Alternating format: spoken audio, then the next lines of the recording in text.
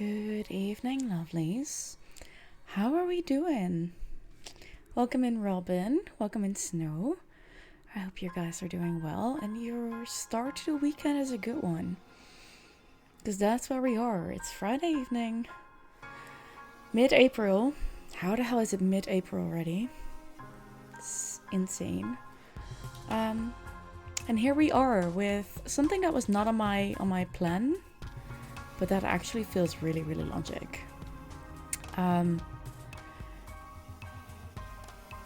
don't know. I need something a bit more like, okay, I say lighter. It probably isn't because I know what the content warnings are gonna be for this game. But I needed something that felt more me for the games. So no Vanishing of Ethan Carter, no Stray because I can't deal with the frustration right now. We are gonna dive into I Was a Teenage Exocolonist. We played the demo of that recently during Next Fest. And I was sold. I was absolutely sold on that game. So I got it during Spring Sale when it was, I think, 50% off. And here we are. I'm gonna play it. Now, the game does tell that we can continue where we left off in the demo. We're not gonna do that. We're gonna start over because I'm not sure anymore what the story was about, even though it's not been that long. So yeah, we're gonna start clean. We're gonna start a new game. I am gonna quickly click out, which means that I am gonna cut off the music, but I need to post this. Sorry for that. I need to post and pin this. Please read the content warning pinned in chat or fully in chat right now. Because it contains a lot. There's a lot to this game. I'm not saying everything is going to be there today, but I don't know when it will. So please keep that in mind while you're here. Robin said be right back. That's all good. Snow, I hope you have a lovely lurk. And I hope I can catch you streaming again soon. That would be lovely. So, that is all fitting. Let me check one thing on the Discord. Oh, and I need to send a message. Wait, give me a second before that goes wrong.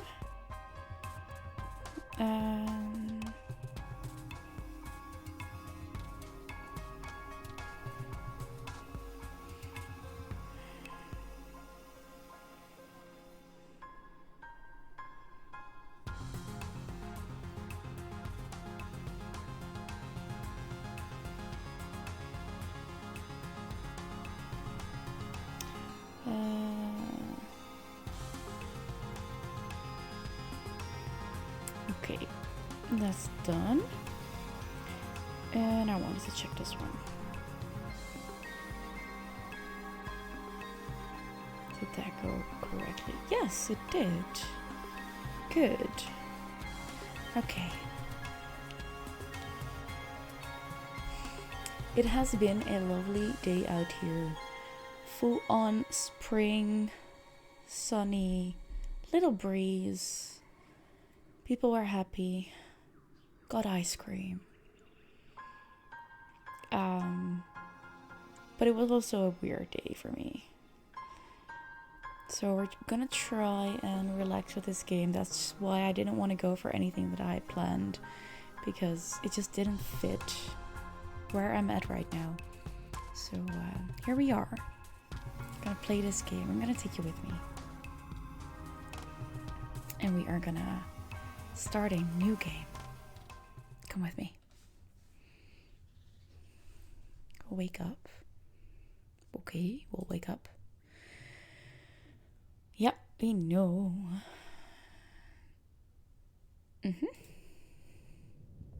That's why I made my thing out of the content warnings in the game. You wake to chaos, a confusion of light and heat and smoke, fire. Your head is pounding. You must have hid it and blacked out. But you aren't sure how you got here, or what on Vertumna is happening. There's something important you need to remember. Your stomach lurches as the floor crumbles beneath your feet, then collapses. Someone is running our way. Your body aches and your eyes burn from the smoke. A figure appears through the flames. It's your friend. Your friend?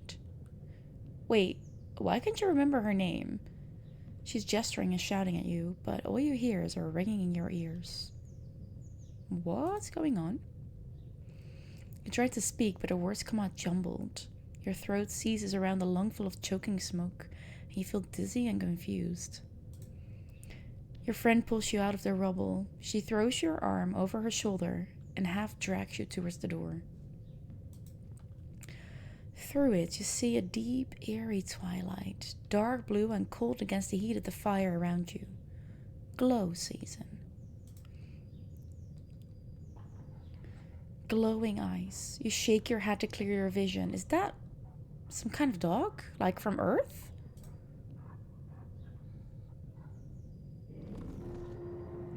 The creature howls and lunges, its jaws open.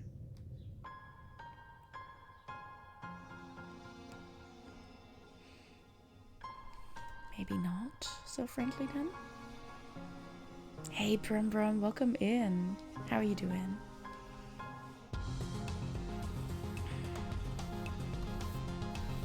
Oh, this music is so good though. Loving it. Ooh, spaceship. Oh, sorry. You are born on the stratospheric, Earth's first colony ship, halfway through its 20-year voyage to a wormhole at the edge of the Sol system. Your parents run the hydroponic gardens, which make fresh air and vegetables for the ship. Like the other colonists, they bravely chose to make this one-way journey to the uncharted planet Vertumna 4, in the hope they could escape Earth's troubles. They hatch you the old-fashioned way, merging their genes like they immerse their cultures and traditions. They name you something else. But I love the look of these two, like they are not standard parents. I love it. You doing good today? Yeah, I heard. Congrats on the car, Brum Brum. That's a major thing. Something else. They're gonna be calling me, Eleonora. You're a bright-eyed child with an active imagination. Sometimes too active, your mom says. Use the sliders on the left to choose pronouns and late teens appearance. These can be changed anytime. Oh, I love this. So, if we go there... Oh, in late teens. No, where are we presenting? Somewhere there even. Yeah. Definitely she, her. Hey, Broccoli of Dawn. Welcome in. Not necessarily for the first time I played the demo. I decided to not continue the demo, but to start over for the full playthrough. You're here because of the game? It really is. You've been waiting for months for them to finish, so you're pretty hyped. I can fully understand that. Celebrate it. Celebrate it. Celebrate it all over. Also, quick check-in. Does the volume of the music, is that okay with my voice? Or is it overpowering me? Robin, welcome in. Thank you for the biddies. What the hell? Cheered 20 Dino dance. Robin, thank you so much for the biddies. I appreciate you.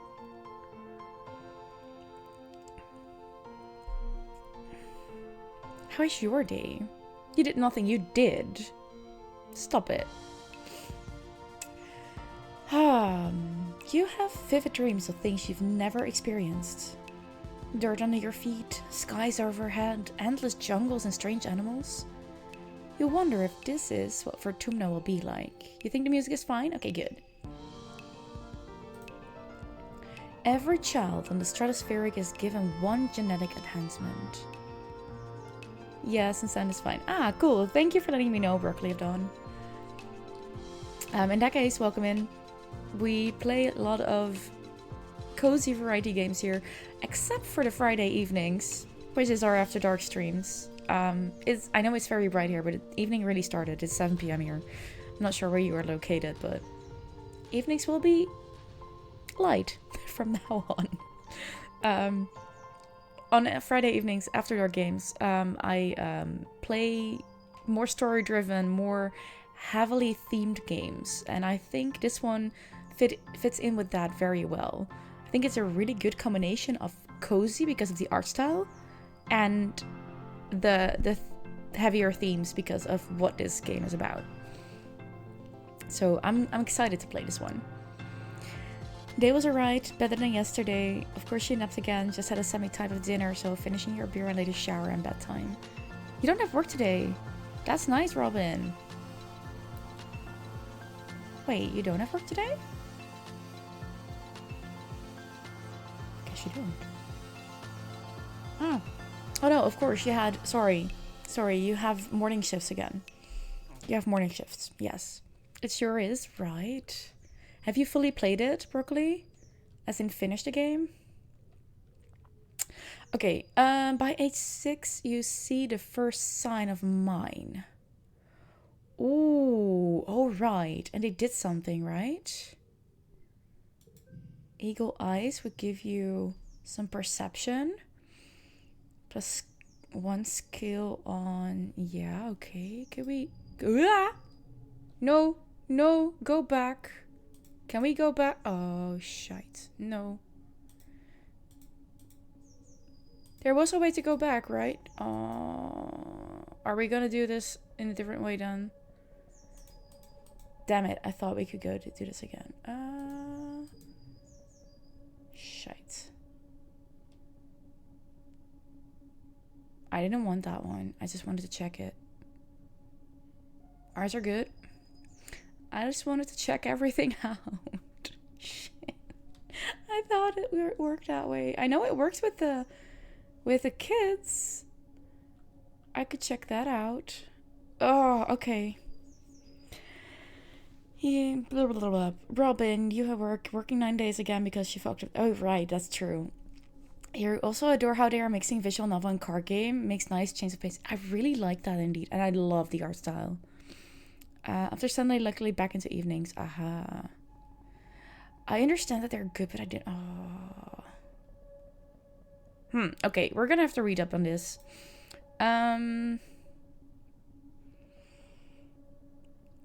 Your eyes have both eagle and owl DNA, so you have superhuman long distance and night vision.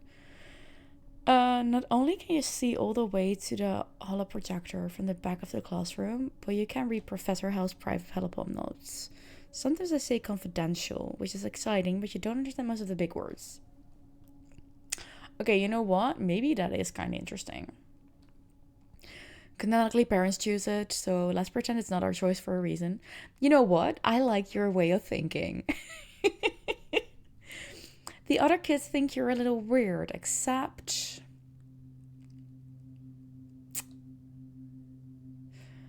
Ooh.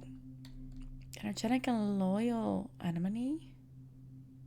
Is it anemone? Because I would say anemone, but I think in English it would be anemone. I think anemone is better, so I'm gonna call her anemone from now on.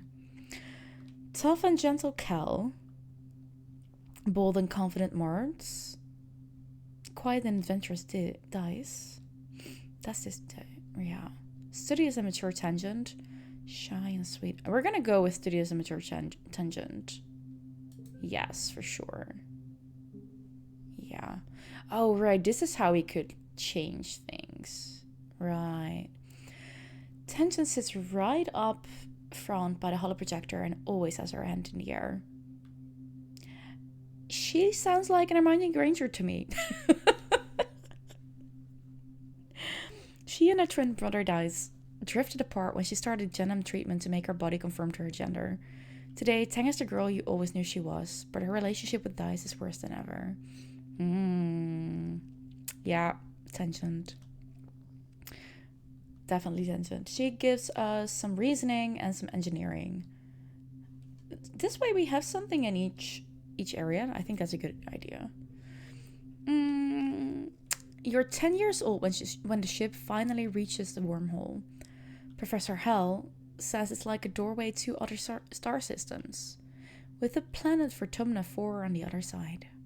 You run emergency drills for months to prepare. Okay. When the day finally comes, it starts with a rumble, then things start to slide off the tables. You hurry together near the escape pods, just in case. The emergency area is crowded with families. It's going to be fine, Eleonora, your dad Zeus. I'll be through the wormhole and then down on the planet before you know it, just like we've practiced. Your mom gives him a sharp, worried look.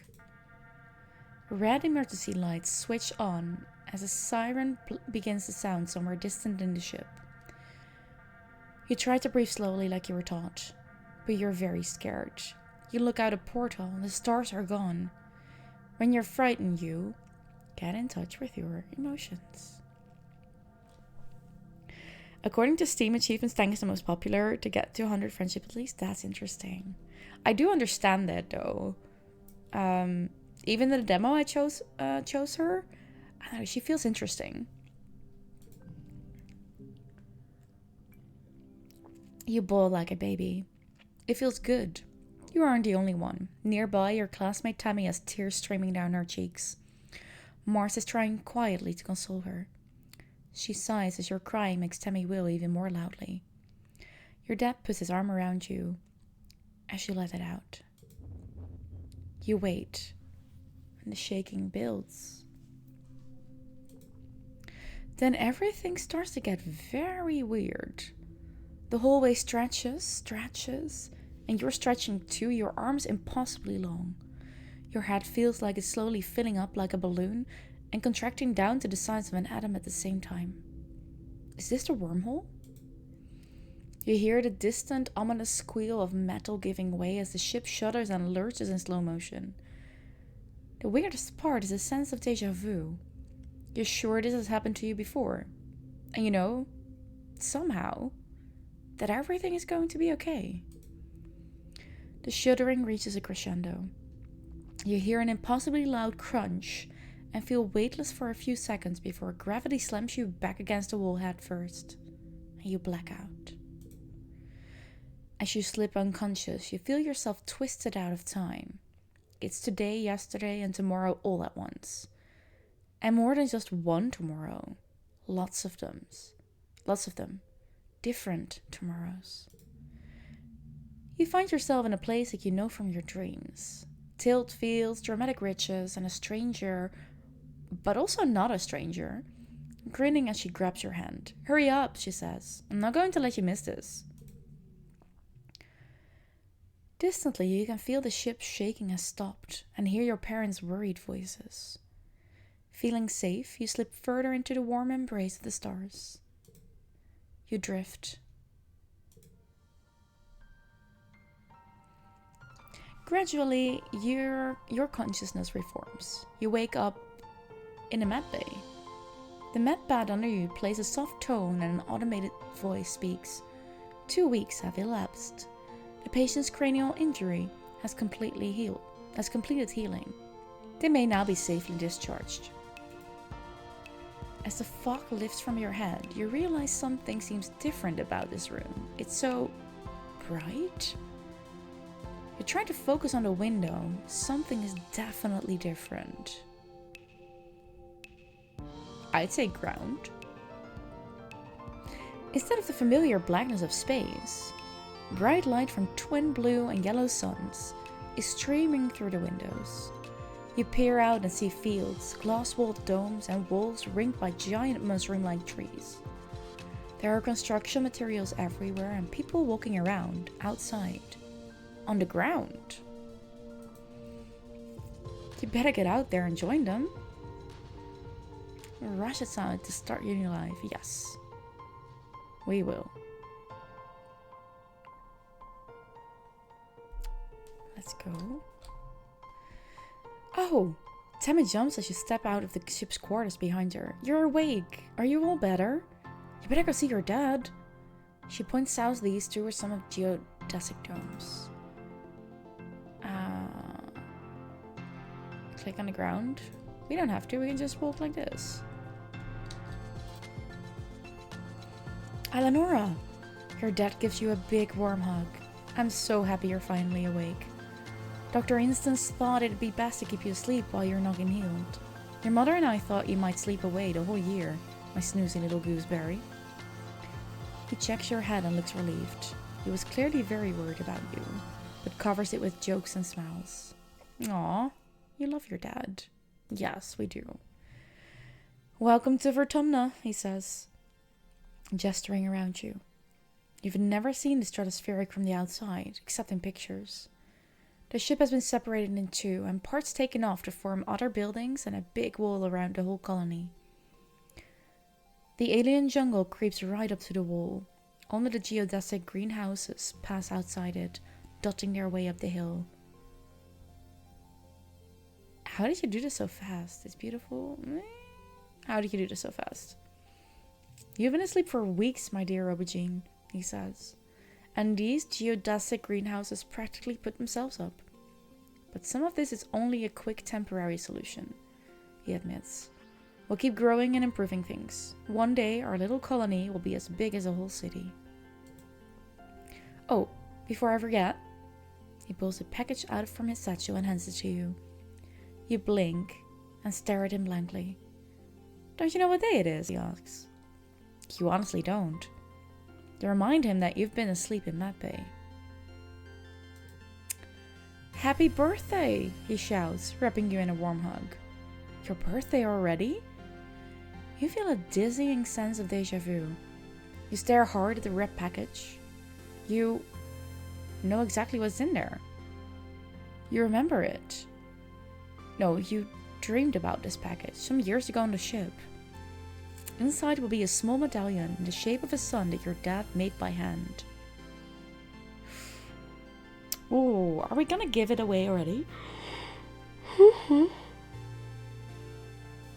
No, we're gonna open it. How did you notice? It's exactly as you imagined, as you dreamed. A feeling of panic rises in your throat. Your hand shakes. But how? Your dad notices. Are you okay, Eleonora? He snaps his fingers. Dr. Instance shouldn't have let you out so early. Sometimes those sleeping meds take a while to wear off. They might make your head feel funny for a few hours. You nod. Maybe that's all it is. Someone shouts your dad's name. Listen, I'm so sorry, Eleonora, he says, but I have to get back to work. There was an accident when we landed and... He stops himself. Don't worry. We're going to fix it. Your mother and I. Professor Hell is expecting you in classes, if you're feeling up to it, your dad says, pointing west to the engineering wing in the rear end of the bisected ship. Then he points to the large doors you came out of earlier. Or you can relax in our quarters until you're feeling better. We'll talk later tonight, he says, then kisses the top of your head and ruffles your hair. Have a wonderful birthday, Eleonora. I love you. Love you too, Dad. To enter buildings, click on the floor, the flag beside it, or get close and press enter or another action button. Then choose an activity for the month to gain skills and advance time. There are 30 months a year and 10 years to the end of the game. You only have time to focus on a few things. Okay. So we are... Oh, hi, Dice.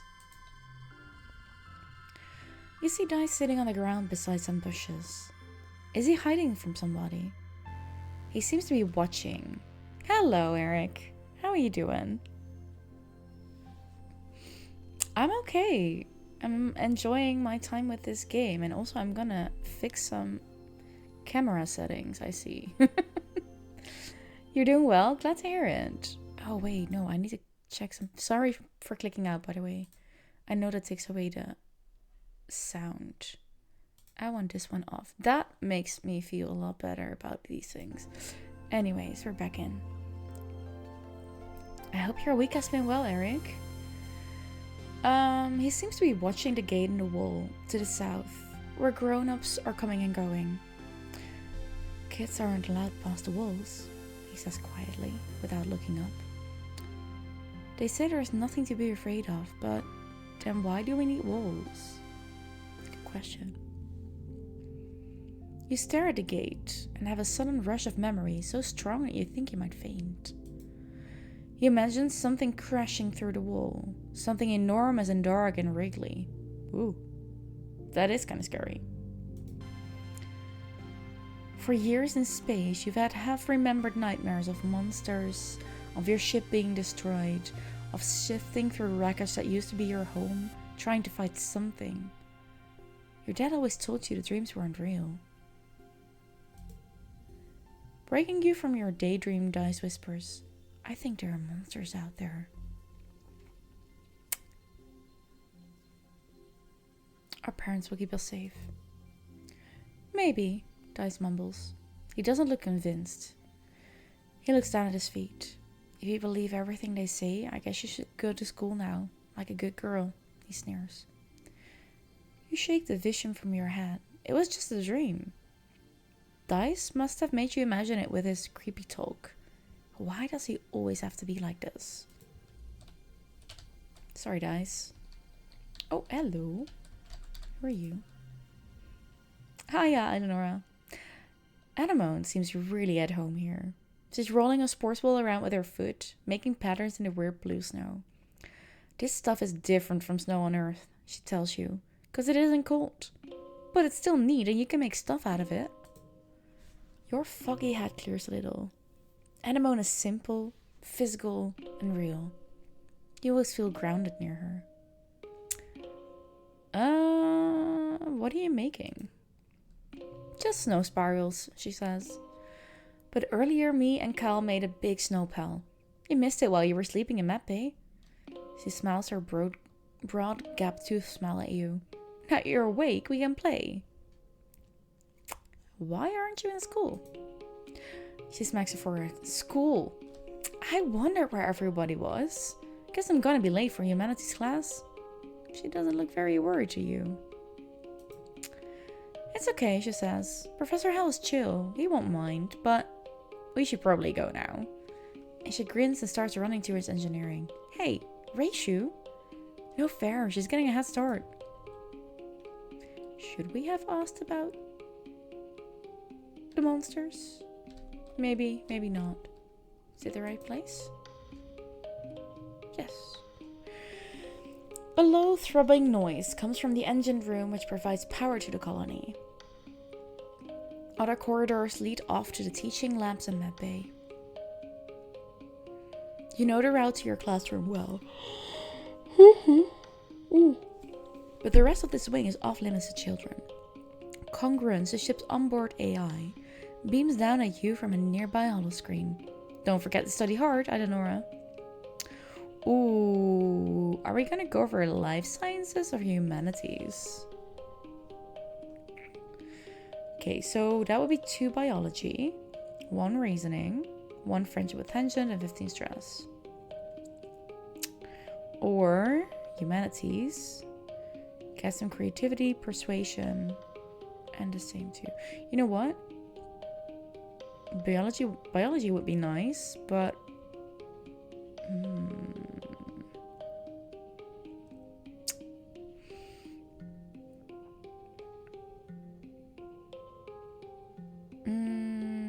persuasion and creativity. Let's do that one first. Welcome, Eleonora. Professor Hell greets you. I hope you're all warmed up and ready to study the glorious humanities, history, literature, language, media, and philosophy. And yes, if you're lucky, we'll have a little ancient Earth poetry too. He seems excited about that last bit. By the way, if anyone is interested in taking engineering classes, please register through Congruent scheduling system when you have a chance. She'll be helping me teach them.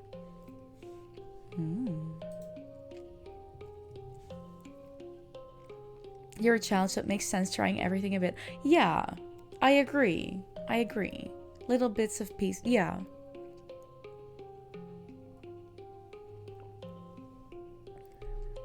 I mean, we're 10 years old. Today's assignment is an easy one. Hal says with a yawn. Because I was up late repairing Congruence's subterminal and I could use a nap. Fair enough. I like the way he teaches. I'd like you to write an essay on what the Vertumnar colony means to you. Ooh.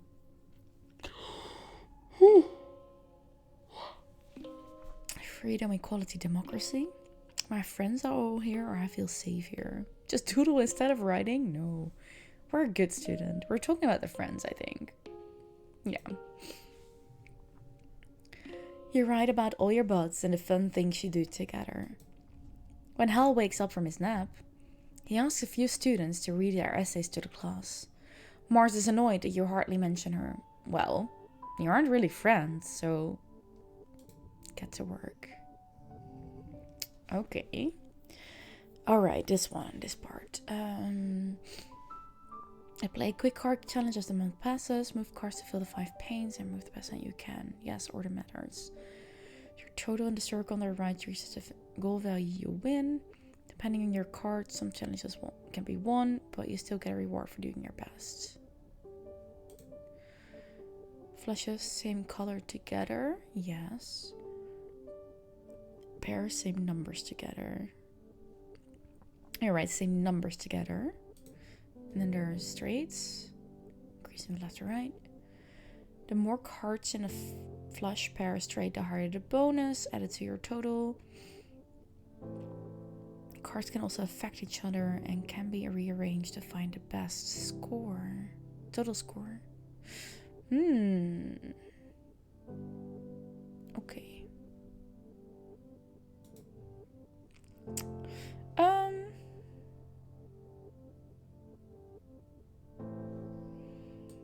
This one doesn't really matter much.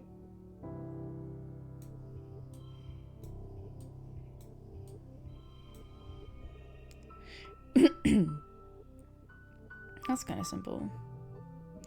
You work well this month. +1 creativity. Yay! More creativity. Your skills increase when you work or go to school, with extra skills if you win a challenge, and a kudos bonus if you make the highest scoring hand with your hands. Working also increases stress, which prevents you from working if it reaches 100. To relieve stress, take a month off to relax in the quarter swings. Okay.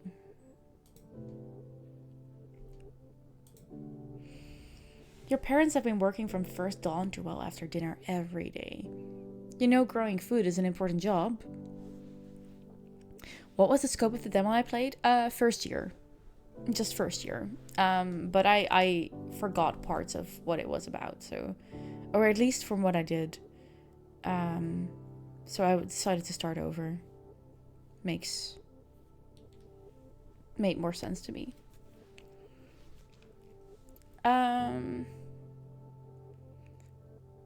You know growing food is an important job and it's vital to get crops in the ground right away, but there seems to be something more than that. It's such a change from growing up on the stratospheric when you saw them all the time. You stay up and wait for them at night before going to bed. Though you can tell they're exhausted, they make an effort to spend time with you.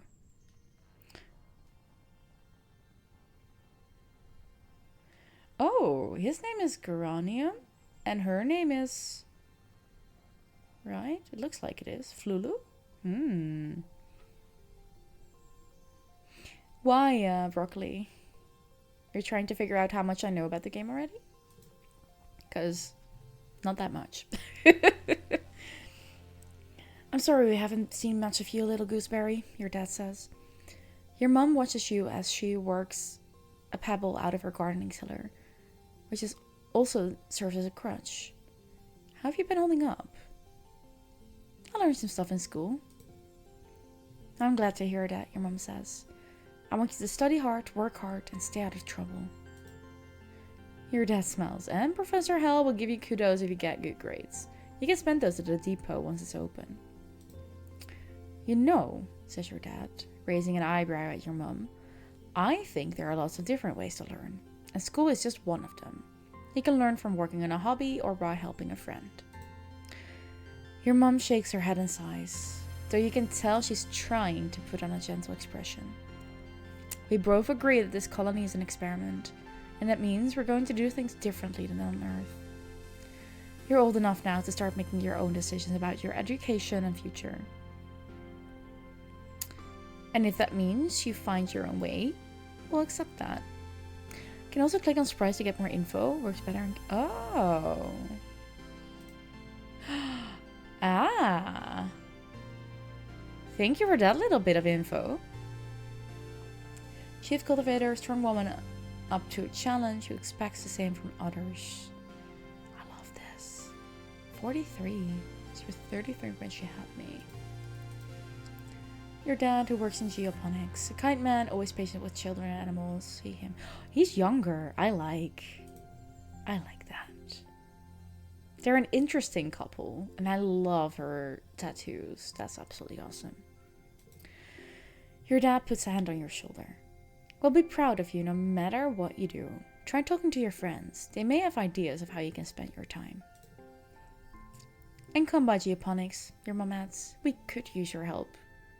Okay, done. Early quiet. Mid quiet. Ah. Oh, this one is a long one. That's interesting. So season, and then this is what? Quiet season, age 10. We look so cute here. We look so cute here. Okay. Anemone is bumping a sports ball with her wrists. Trying to keep it in the air. Heads up, she shouts, and bumps the ball in your direction. Think fast. Bounce it back? I guess? Sure. Parents' designs are peak right. I love the designs on everything. It's all pretty. You bounce the ball back and forth with her, trying to see how many times you can rally and keep it going. Anemone tells you about this new sports ball court. A proper regulation-sized court, way bigger than the little 0G one on the Stratospheric. Her brother Com is coaching the junior sports ball team this year. He's so great, he says. He's good at everything, especially spiking. He's coaching me to play awesome like him. You should come join us. Oh, and then we get to know more things about her. Right. She's younger than we are. That's good to know. Like, that is the only little thing that I have to add. Like, the beginning would be nice to have a couple of these pointers that you can actually, like, do this. And you can click on them. But it's a tiny detail. A tiny detail. I am very sorry. I have a message that I need to listen to and reply to ASAP. So I'll be back in a bit, okay? Get yourself a drink.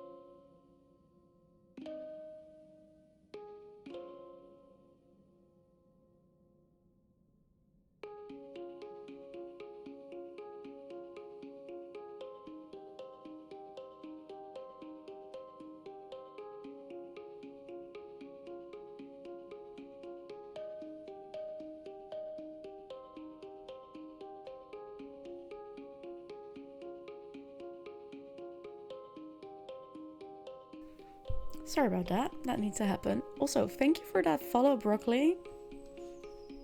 I appreciate it. Let's continue this.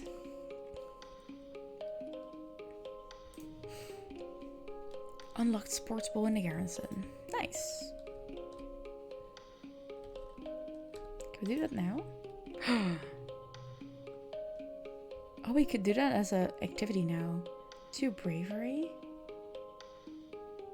1 toughness. And friendship with Anemone. Not right now. Let's have a little check-in with the others. For example, hi Mom. You find your mom hot at work, setting up the greenhouses with a small construction crew. You've seen these plants pinned to the wall of your family's quarters for years now. These geodesic domes will house the more delicate plants from Earth. Spinach, tomatoes, maybe even fruit. She takes a swig from her canteen as you approach. Looking for something to do? She asks. Remember, Eleonora, you're responsible for your own schedule now that we've landed. You can decide how to spend your time, so long as it's productive. She points towards the engineering wing in the back half of the stratospheric severed frame.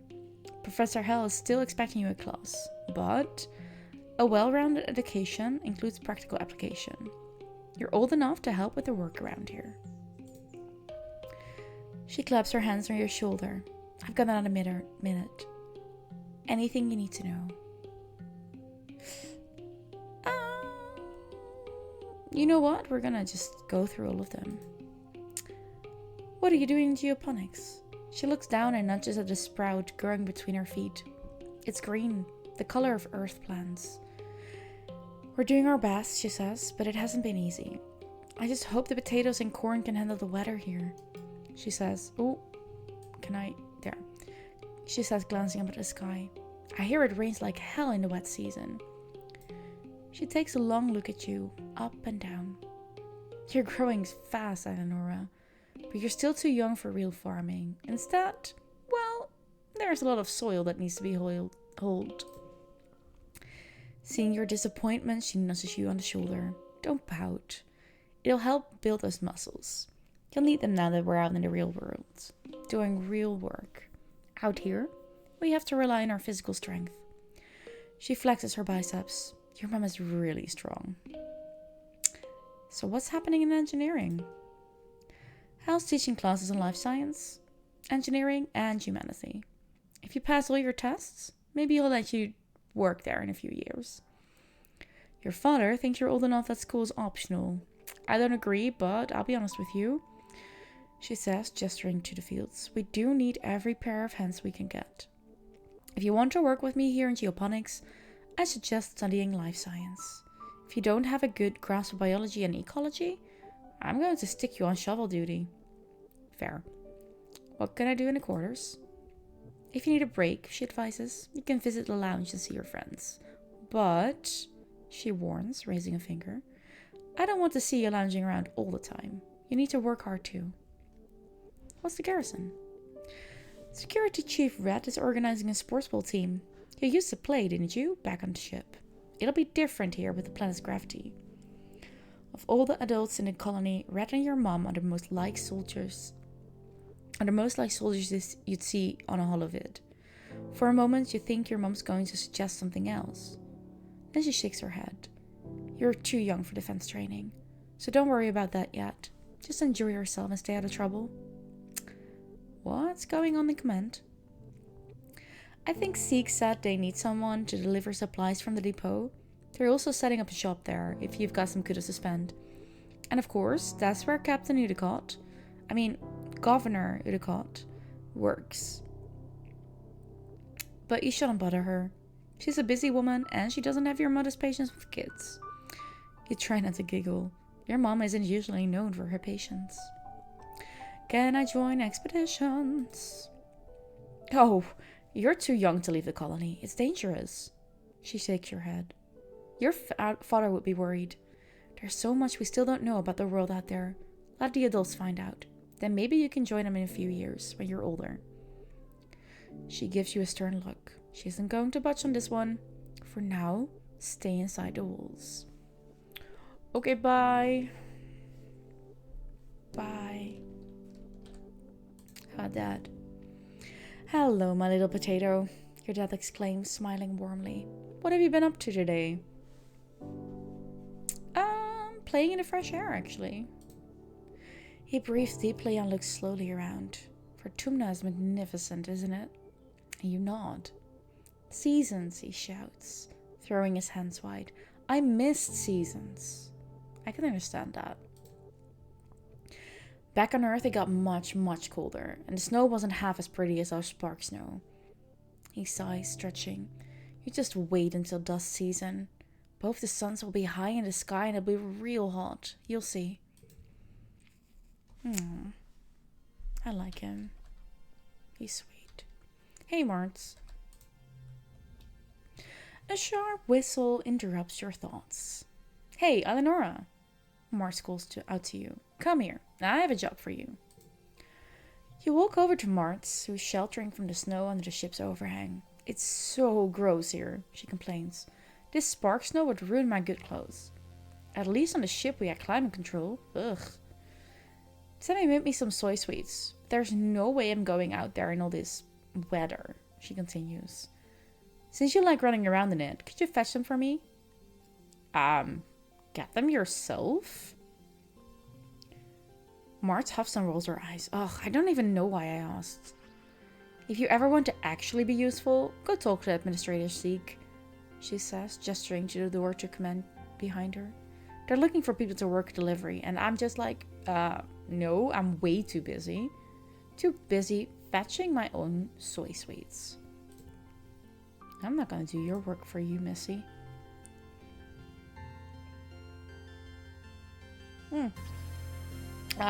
Too bad. We don't have the right things for that yet. View the notice board. Upcoming event, will be hosting our first annual Vertumnalia festival during the second month of dust. Notice that take precautions outside the colony boundaries. Xenofauna have been sighted in the area. Survey teams are investigating. Current council and administration. Okay. Chief Surveyor Melatonin is on expeditions. I find that interesting. Okay, back. Leave, I guess. Because there's nothing else to do there. Hey, Tammy. You see Tammy sitting quietly near the entrance to the lounge. You've known her for, well, your whole entire life. Back on the ship, you used to play with her. Tammy had the best doll collection. After her mom died, her dad used all his nano printer credits to print her a different doll every month for a whole year. Her ears perk up when she sees you. Oh, hello, Eleonora, she says. Her voice is soft and dreamy, like a beam of starlight. Do you want to play dolls? I sure do. You don't think Tammy will ever be too old to play with dolls. If anything, she has even more of them now. She takes you to her quarters and brings out the entire Space Stacy doll collection. A disturbingly realistic baby with real bowel movements and two super fancy posable dolls named Lily and Tilly, who can be programmed to move on their own. Tammy isn't very good at the programming, so Lily and Tilly just roll around awkwardly when you turn them on. You cover quickly by saying they must be breakdancing at a club. The two of you spend the afternoon making up stories of their rise to stardom as professional dancers. That's so cute. That's so cute. Okay, let me finish my tea because it's getting cold. What's next? What are we gonna do? Can we talk to... Dice was here, right? Yes. Dice looks at his feet and pretends not to notice you. Oh, too bad we can't do that. He's also 9. Withdrawn boy, a loner and awkward around other people. Okay, oh wait, we can do that with Martz too. I'm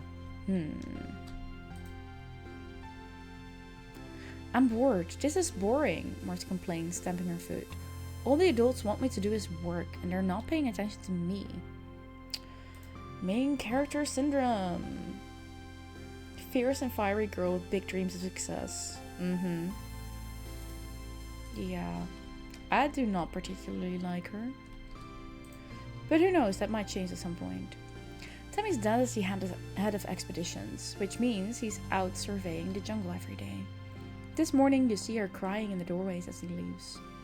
I don't like when he goes out there, she sniffs after he's gone. But he's so brave. And so are you. That's why I like you, Eleonora. Aww.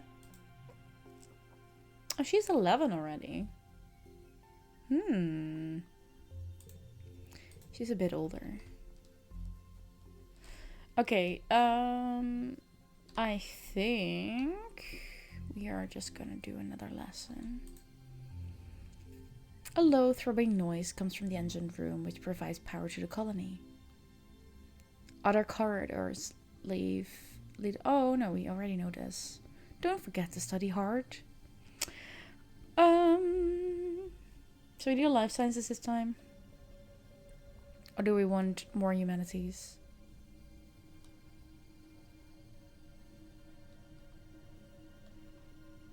Let's do some life sciences.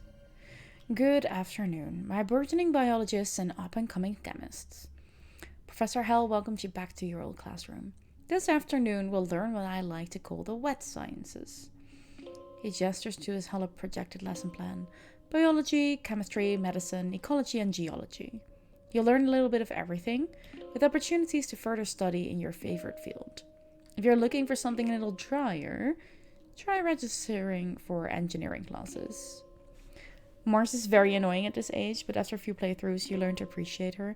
Yeah, I think she's one of those characters. Yeah, I had the idea, like, she's gonna grow out of this, but for now, she's just hella annoying. And I would never interact with a kid like that, so I'm trying to go on this, like, if it were actually me. But yeah, she might actually be a likable character at some point.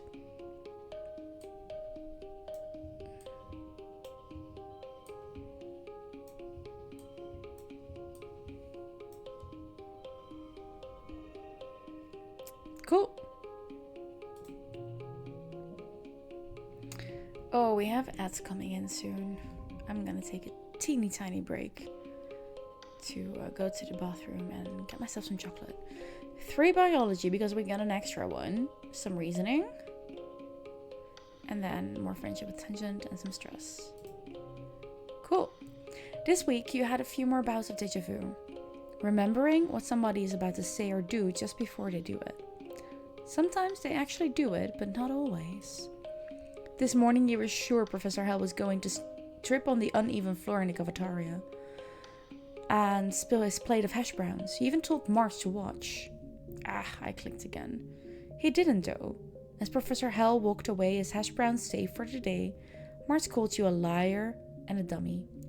At night, your dreams are all mixed up with stuff that you know can't be real.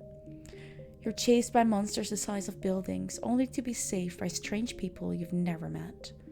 You're holding hands with someone you love. You're crying as you help lift the shrouded body into the colony recycler. Everything seems so familiar. But when you try to recall their faces when you wake up, they're smeared in your memory like wet paint. But what if? What if those things haven't happened yet? But they will. Someday.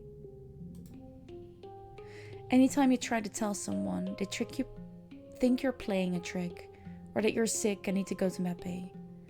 You eventually decide to stay quiet about your strange dreams. Why? You don't want people to worry.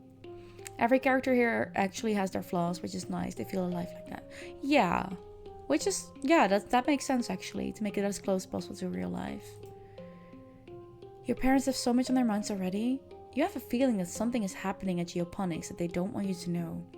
You don't understand it, but when they come home at night, they look really sad.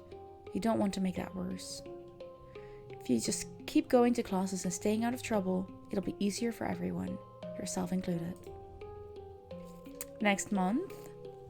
Last month of the Myth Quiet, but we're gonna take a little break. There will be ads. You're not gonna miss anything because I'm gonna be gone for a bit.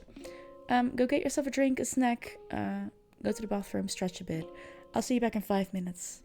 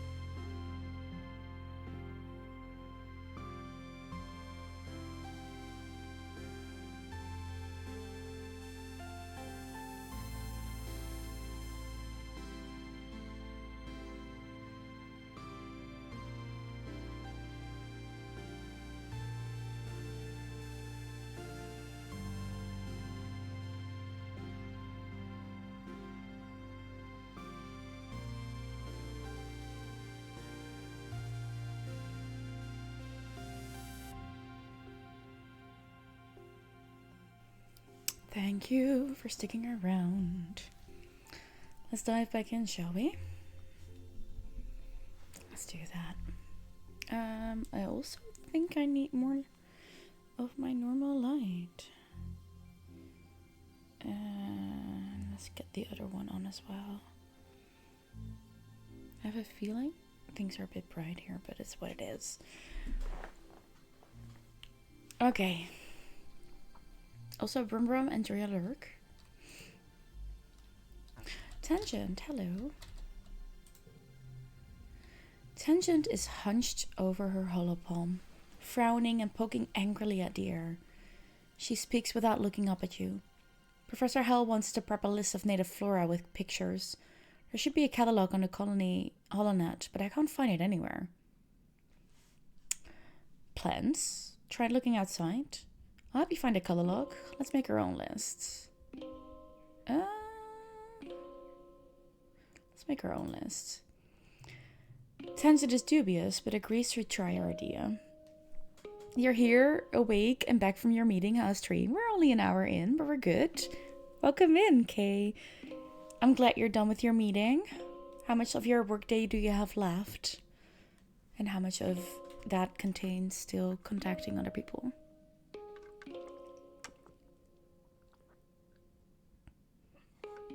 It's good to have you here.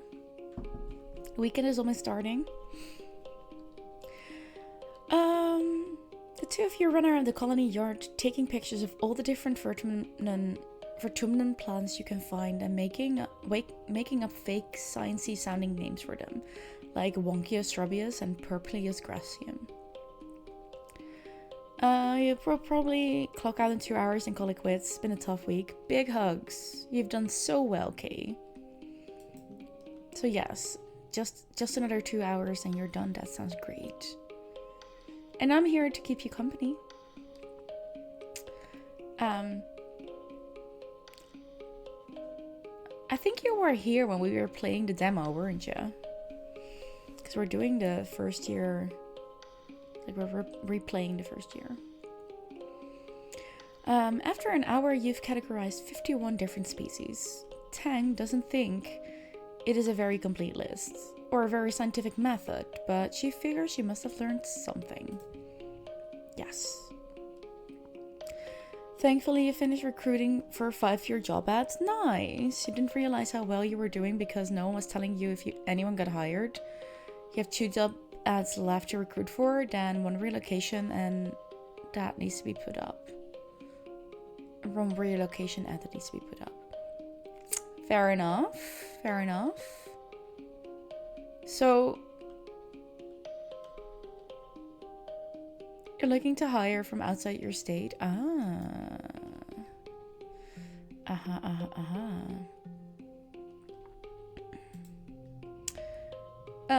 Tensha looks up at the sky and shades her eyes. It's too bright, she complains. And it's too hot. And the nights are cold. Living on the stratospheric meant we never had to experience discomfort. Remind me, why aren't we putting our resources into repairing the ship? Good question, Tangent. We're even older than Tangent? And that makes sense because her twin brother is 9 too. That makes sense. Okay. Often too busy to play with the others. Yeah. Done. Okay. Have we talked to you yet today? No. Anima is running around the sports ball court, touching her hand to the ground at each corner. 18, she counts. 19. When she reaches 20, she collapses into the grass and checks her hollow palm. I'm training, she explains. My big bro comes, says I have to get my legs climatized to the planet if I'm gonna be team captain like him. Fair. That's not for now, though. Hey, Dice. Dice is listening to his ear speak, completely ignoring you. You put yourself in his field of vision and he scowls. What do you want? Leave me alone. Sorry. Oh. Hello. He stepped cautiously through the colony gates. Hey there, kiddo. Uncle Tonin blocks your way with a smile. I'm afraid expeditions is off limits for now. It's not safe out there for kids. You better toughen up so you can join the squads when you're older. I'm tough enough. I'm brave enough. View the map. An info window pops up on your polar palm when you get closer. What do you want to know about? Everything? Hello? The prosaic plains lie far to the north of the colony. Where the higher elevation and natural tilt of the planet makes permitted snowfall more regularly in every season. Though prone to sudden storm flurries, the plains are a relatively safe place to explore, filled with mostly herbivorous fauna. Okay, cool. Then the Valley of Vertigo is a low-lying trench to the east that's dense with pollen-producing trees. There's a wide variety of edible food here, both plant and animal product, leading to some of the explorers calling this place the breadbasket of Autumna. There are a number of animals here that geoponics would be interested in domesticating. Okay, then what do we have to the south? A subaqueous swamp.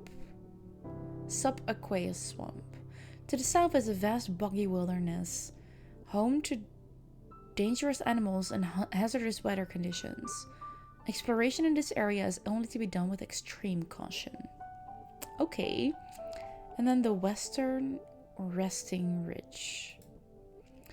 This tongue-twisting region, exactly, is the broken spine of the planet, home to both dizzying heights and abyssal lows. It's always hot and arid here, no matter the season. Traversing these steep chasms is dangerous, and only to be done by those with sufficient glider training. However, there are some interesting ruins there to explore. Okay, I want to view the bestiary as well. A float cow.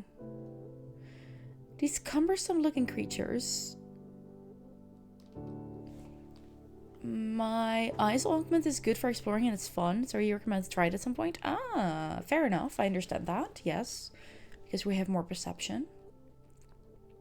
Yeah, that's smart. I will once we can. These cumbersome looking creatures are actually lighter than air due to large helium sacs on dorsal and ventral sides. Careful balancing of helium and urine allows them to control their elevation. They produce a salty, high-protein milky substance for feeding their young that is also nutritious for humans. Oof. You'll be in and out as you finish your workday. Of course, sweetie. Good luck with that. Common hobby. A communal creature with two disparate sets of eyes and one strong foot used for both locomotion and defense. Though harmless, these small warriors can be fierce in groups. Manticore.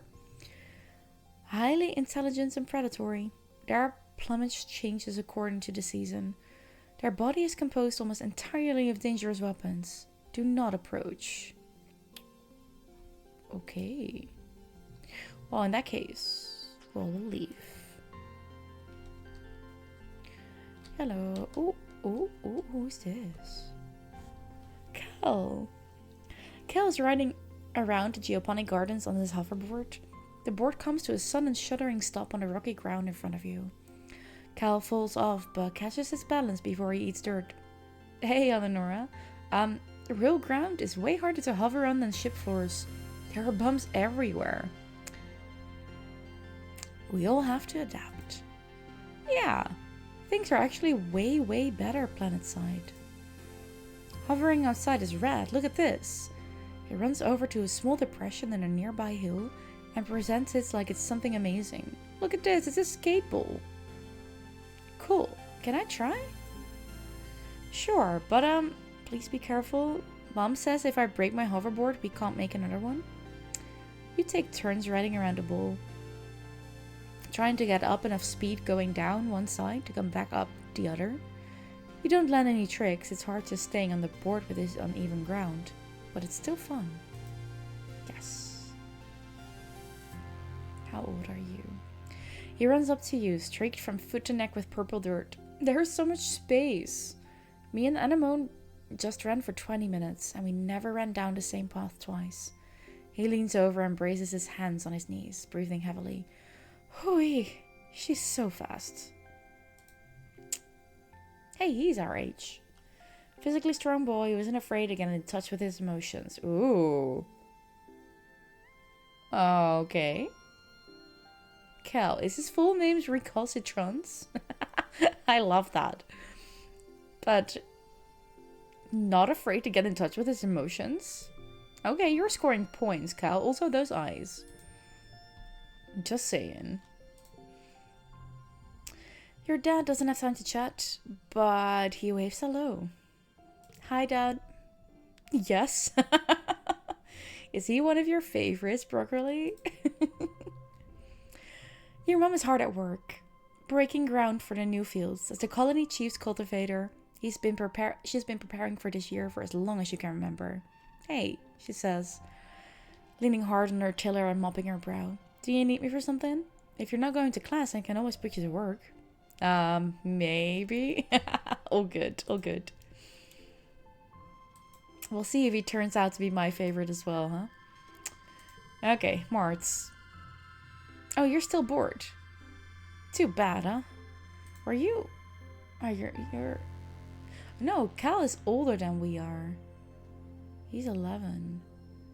He's as old as Tammy. Mars is our... Is it Marzipan?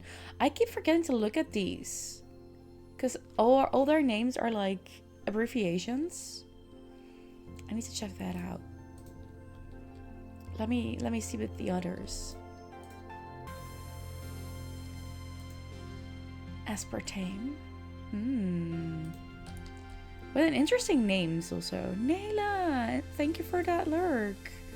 I hope you're having a great time. Abbreviations are sometimes hilarious, right? Oh, he doesn't though. Interesting. How about tension then? Oh. These two don't have the full-on names. And how about Anemone? Nope, neither. Oh, that's interesting. Not all of them have that. Also, can access these info panels from the menu in the corner. That is one. Oh, if I didn't have you, Broccoli. Ooh, so many more people to meet. Hello? Okay. You're sleepy, but it's too early to shower. Is it though? I mean, it's 8:30. You can shower and then relax in bed. Or is it for you when you shower, you go to sleep? Is that how your brain works? Tonus 40. Congruence. Ship's artificial intelligence, a vastly powerful computer system which runs everything from life support to the HoloNet archives. She has a sense of humor, too. That's kind of cool. I am gonna quickly do something which makes that you don't have... Yeah, the game is paused right now. But I think this is gonna come in handy. I hope things look a bit better now. Okay. I think... Shall we go work out here today? Shuffle dirt. 3 toughness.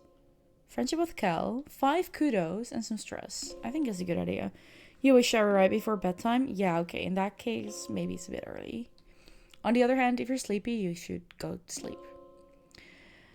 The greenhouses have different biomes inside. Growing plants from Earth that might belong in the desert, jungle, or temperate forest. Some are so delicate, you have to spray off any germs in an airlock before you can enter. The seasonal garden outside is dotted with blue nobodies. Little flowers with what look like wriggling creatures stuck inside each one. A sign explains it's a decoy, meant to attract some kind of flying predator to come pollinate the flower. Let's do this for today. It's your first day in the glorious world of agricultural soil conveyance. Oh boy. Good morning, Eleonora. Looks like you're working for your old lady. I hope you don't expect me to go easy on you just because you're my daughter. Nope. She walks you around the geoponics wing and points out where everything is. Your job is to move sod, compost, plants, garden waste, and equipment from one place to another. Get comfortable with this, she says, pushing a squeaky old-fashioned wheelbarrow towards you. Now, any questions before you start moving that dirt? All of them. Why don't we have machines for this? The construction crews already claimed all the hover lifts, she says, shrugging. But they'll break down in a few years anyway, and we don't have the materials to fix them. She grips your forearm. We're planet side now. Use your muscles. Nature's hydraulic pistons. Where do I move it again? From over there, she points toward her pal, to there. And she points to an identical pal 10 meters away. She sees your confusion. We had some very precious soil from Earth in the ship, full of all the nutrients and bugs and bacteria our plants need to grow. But it was lost, she sighs, in an accident. Now, we have to make more from scratch using fertile soil. This is part of the process. Okay. Why not use hydroponics? On the ship, we grew most of our plants with their roots in the water, and it's true, it was more hygienic that way. Your mom replies. She brushes an insect off her arm, which lets out a loud squeak of objection. But hydroponic systems use too much energy. Here, we have to grow as much as we can the old-fashioned way. Okay, let's get to work. That's my girl, your mom says, slapping you on the back. And you stumble a little. Your arms start to ache after the first half hour of work, but you keep going. By the end of the month, you feel utterly drained and exhausted. And good, somehow. You can feel your muscles growing already. We shovel dirt. Ooh. Looking for more difficulty? This harder card challenges option will keep you on your toes. No. Want to focus on the story? Skip the card challenges. No, we want to keep it the way it is. It's good like this. Wandering. Crawling. Skill challenge. Stress cry. Stress cry. Also, oh, we can use that one. That's true. But we don't need it.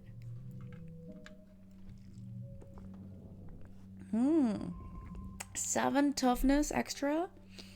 And 6 kudos. That was a good idea. Let's go. Late quiet. Next month. Early pollen is gonna be. Pollen season. I think it's time for you. We are stressed out. Need to take a month off. Can't do anything but relax. We can talk to people, right? Yes. You spot your dad looking longingly towards the forest. You ever think what's out there? He muses. There could be anything. We don't even know. He sighs and leans on his rake, and I'm stuck here pushing dirt around. Aww. What do we need with this? Animals, 20 or greater. Oh, okay. Your mom is hard at work breaking ground for the new fields. No, I'm good. We don't need to talk to mom. Hey, Cal. Cal runs up to you straight. Oh, this is the whole anemone thing again. Okay, cool. Nothing new today. Nothing new here either. Is that because we are tired? That might be actually. Oh, hi, Eleonora. Marzipan looks bored. My dad's made me come out to get some fresh air. Don't know what's so fresh about it. It's always full of acid snow, or pollen, or water. I don't know which is worse. Hello? Oh, there are also things around the world that we need to pick up. Oh, okay. Okay. Oh. Nice is hanging out near the south gates, his hands in his pockets, idly staring at the ground and digging the toes of his boots into the dirt. He nods at you but doesn't say anything. Does this interest you? Oh! Oh, we can share these things with them?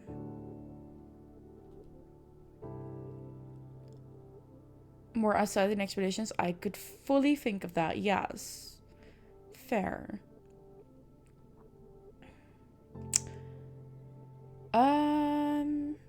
No, we're not gonna do that. I'm gonna give you a gift now.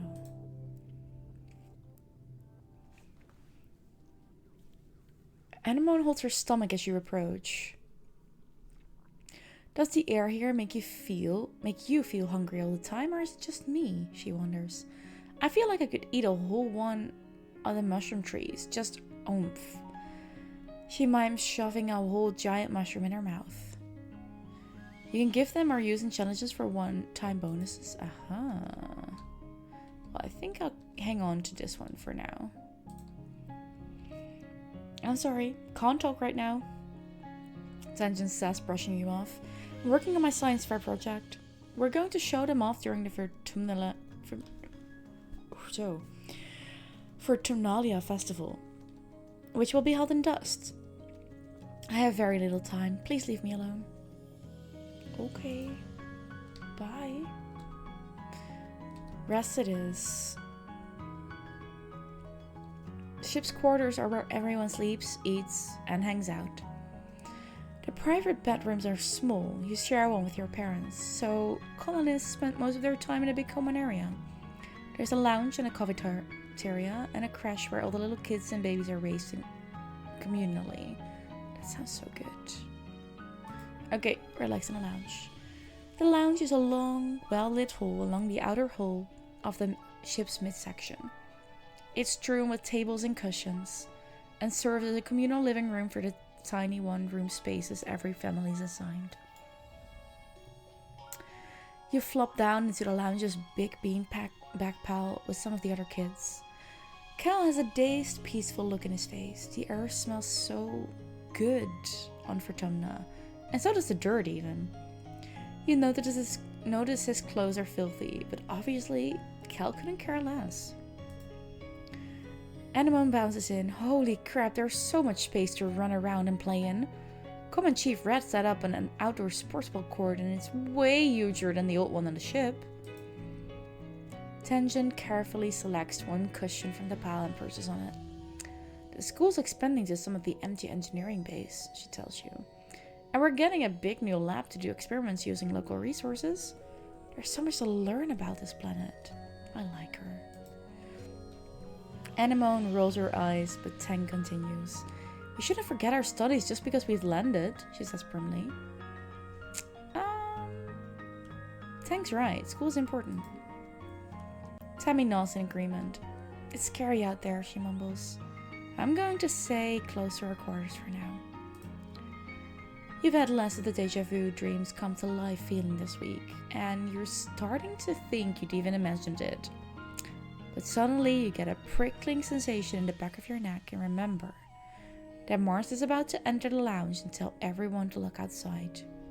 You stare at the door. Mars walks through it, and as if on cue, oh my god, everybody look outside. They're hoisting a flag over command. She says, clapping her hands excitedly. You know what that means, right? She stands tall with her hands on her hips. Vertumna is officially humanity's first exocolony. Ever.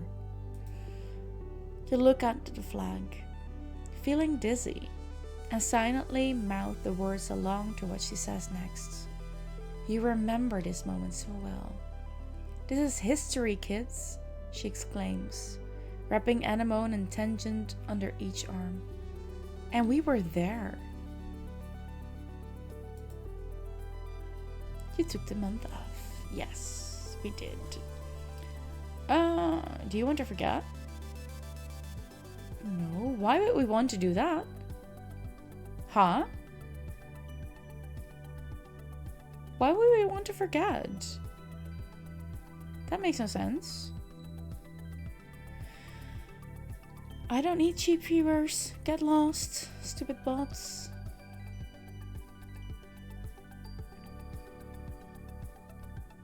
Yeah, please, broccoli. That would be nice. I am wondering.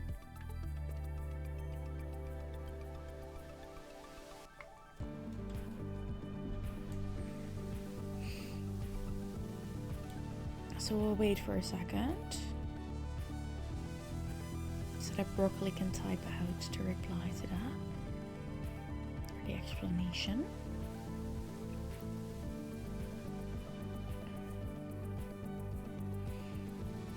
Oh, the music is so good. Absolutely love it.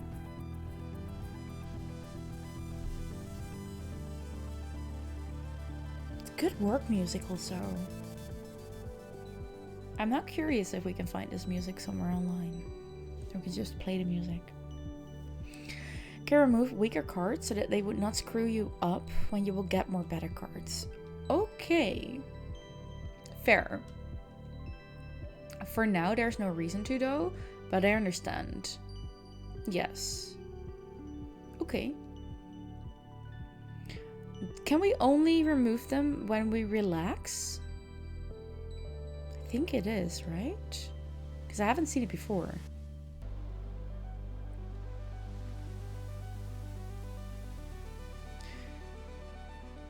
Should forget small value cards. Like these. Especially this one, I guess. Now, yes, only here. Okay, only in the relaxing pages. Maybe just do this one anyways. Okay. Is this the, like the... Oh, that is so well done. I didn't realize that. That's so good.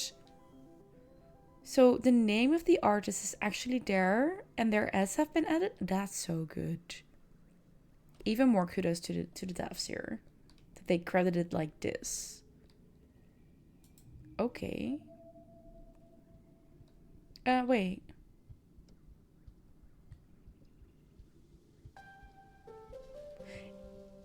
This makes sense. Forget crawling. Yes. Okay, cool. You wake from an afternoon nap. The dream you're in is one you've had many times. The air is strangely pink and fluffy, kind of sticky, and you have to push your way through it. It feels like every step takes an eternity. You push through the pink cloud and emerge into the children's crash, a room you know well. To see your friend Tammy standing before an enormous bear made of pure light. It lunges at her, through her, and she collapses to the ground like a fainting fairy tale princess. Huh? Wait. You push through the pink cloud and emerge into the children's crash, a room you know well, to see your friend Tabby standing before an enormous bear made of pure light. It lunges at her, through her, and she collapses to the ground like a fainting fairy tale princess. That's not good. There's actually a ton of artists. The style is inconsistent sometimes, but it's so cute. You wake up with your heart racing. Tammy is leaning over you where you've been sleeping in the nest of pillows. She shakes your shoulder gently. Oh, I'm sorry, Eleonora, she says, as if speaking to a small child. I think you were having a nightmare. Are you okay? Are you? Nothing bad happened in the dream, but you feel sick with dread. Since you're awake, you should visit the cafeteria. Auntie Sedent is making a new kind of candy. She says it's made of cotton. Isn't that weird? I have to go tidy the crash first, then I'll meet you there. Save some for me, okay?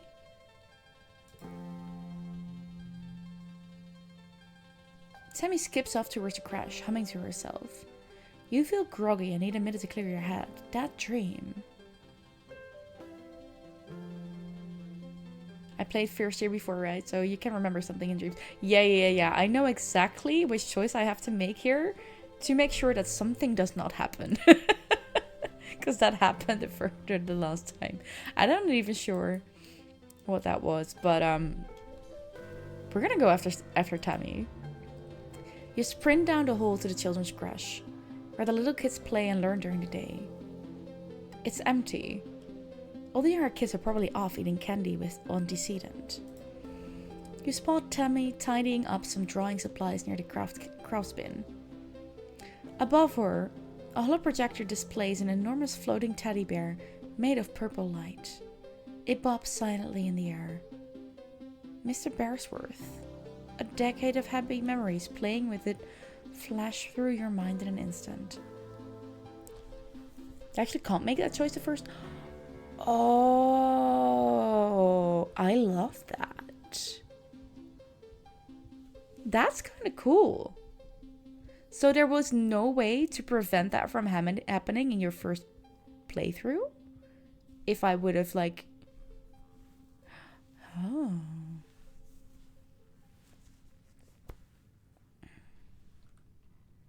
I like that. That's some things you can't even do unless you've already experienced it. So you can't choose differently. That's kind of cool.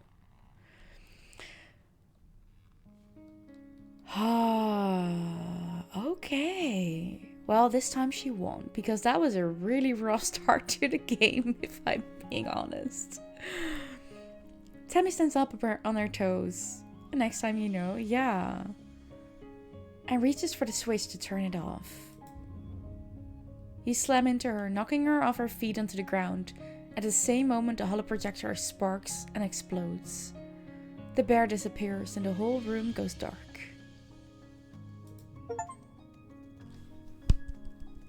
Yay! We saved Tammy. So good, because she's one of my favorites. She's so sweet. In the dim emergency lighting, you see Tammy's eyes wide with surprise and fear. She sits up and rubs her elbow, staring at you. Sorry, are you hurt? It's okay, she sniffles, looking like she might start crying. Why did you do that? Owie. It was an accident, I tripped.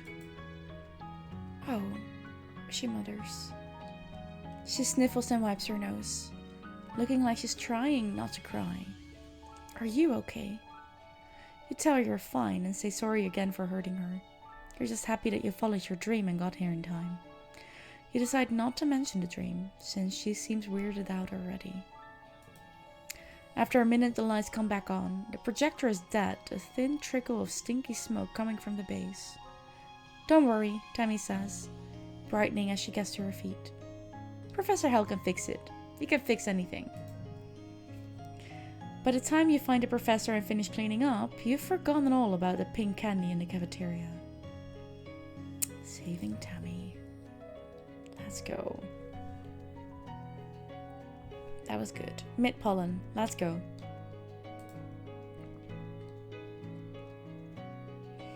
Okay. Hey, Tangent. Eleonora, Tangent says, approaching you with purpose. Oh, we need to discuss my brother. Who, this? Yes, this, she says impatiently. I need you to figure out where he's been disappearing.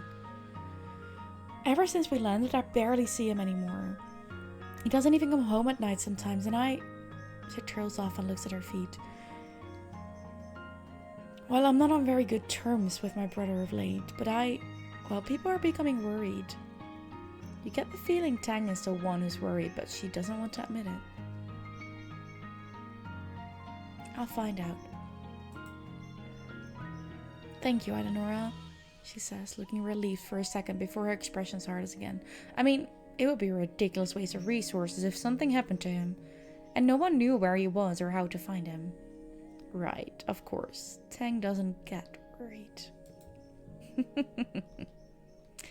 It's okay, Tang. I understand. Nothing new with Anemone. Dice. You tell Dice that his sister Tangent wants to know where he's been disappearing off to. His eyes flit briefly to yours.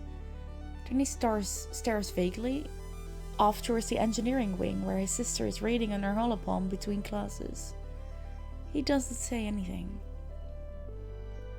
She's worried about you.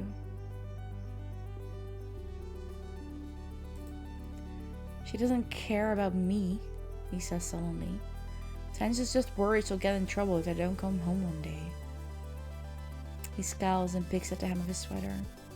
She doesn't care about anything but her schoolwork.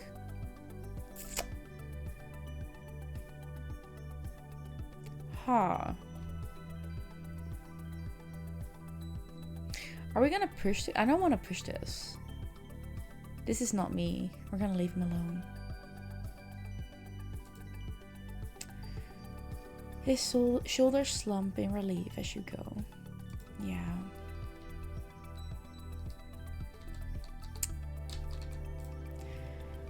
Tammy is sitting down in the grass with her baby on her lap. They're playing nicely with some flowers or a strand of the beads in Tammy's hair or something. Tammy keeps gently removing her hair from the baby's mouth. Oh, Eleonora, she giggles as you join her. Aren't babies the best? There are so many new babies in the crash. You'd think we were starting a colony or something. Tammy laughs. But the parents are too busy doing other work and somebody needs to care of these little ones. She looks down lovingly to the baby who is now sucking on part of her skirt, getting it good and damp with baby drool. You could help too, it would be fun. Unlike babysitting in living quarters, okay, that's kind of cool. The baby chooses this moment to spit up a big puddle of pale yellow liquid onto Tammy's dress.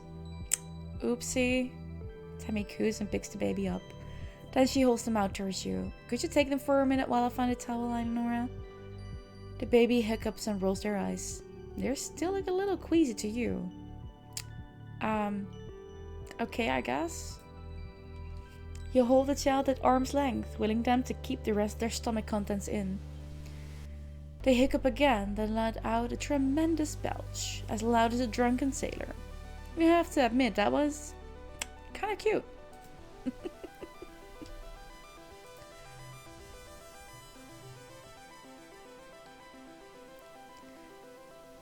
The suns, they're so warm. Cal lifts his face to the sky, his eyes closed. Well, the blue one is just kind of warm, he continues, but the yellow one is like a heater, in the sky. The grow lights in Strato were blue, but never hot like this. It's so nice. He's cute. Hey, Dad. You meet your dad adjusting a watering pot in your mom's flower garden. He's having a sneezing fit, his eyes runny and red. You're alarmed. You've never seen him look sick before. People were hardly ever ill in the stratospheric, except sometimes when the zero-G rooms made them queasy. Not to worry, my little beanstalk, he says nasally. I'll be fine. It's just this pollen making my head a little stuffy. He wipes his nose with a handkerchief and looks around. Everywhere you turn, the air is soupy and tinged with pink from all the floating pollen. On Earth, your dad tells you, we used to call this hay fever. Even though it had nothing to do with hay, your mom cuts in, carrying a large bouquet of flowers. The native flowers seem to be in full bloom this time of year. She buries her nose deep in them, and they smell fantastic. Your dad smiles kindly and agrees that they sure are beautiful. Then he blows his nose loudly. Sniff the flowers tentatively. They do smell good, and they look harmless. Your dad's eyes look so sad. Maybe that's just the allergies. Hey, Eleonora, I know the last few weeks have been very hard on you. This might be a good time to relax and stick around the quarter swings. In a quarter swing? No. No, I'm good. I'm not gonna stick around again. Anything special here? Ugh, I have all these kudos and nowhere to spend them yet. Zeke says the depot store won't be open till next year. But how am I supposed to show off how much better and harder working I am than everyone else? Right. Right, sure. Because that's important somehow. Okay. Let's have another lesson, I guess.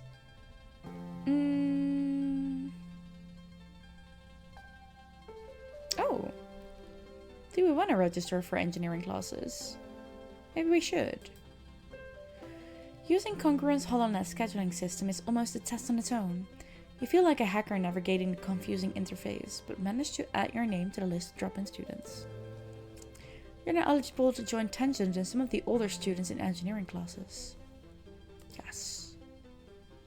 Okay, cool. What does that do? +1 engineering, +2 reasoning, friendship with Tangent, stress. Of course. Biology, reasoning. Humanities is giving us creativity and persuasion.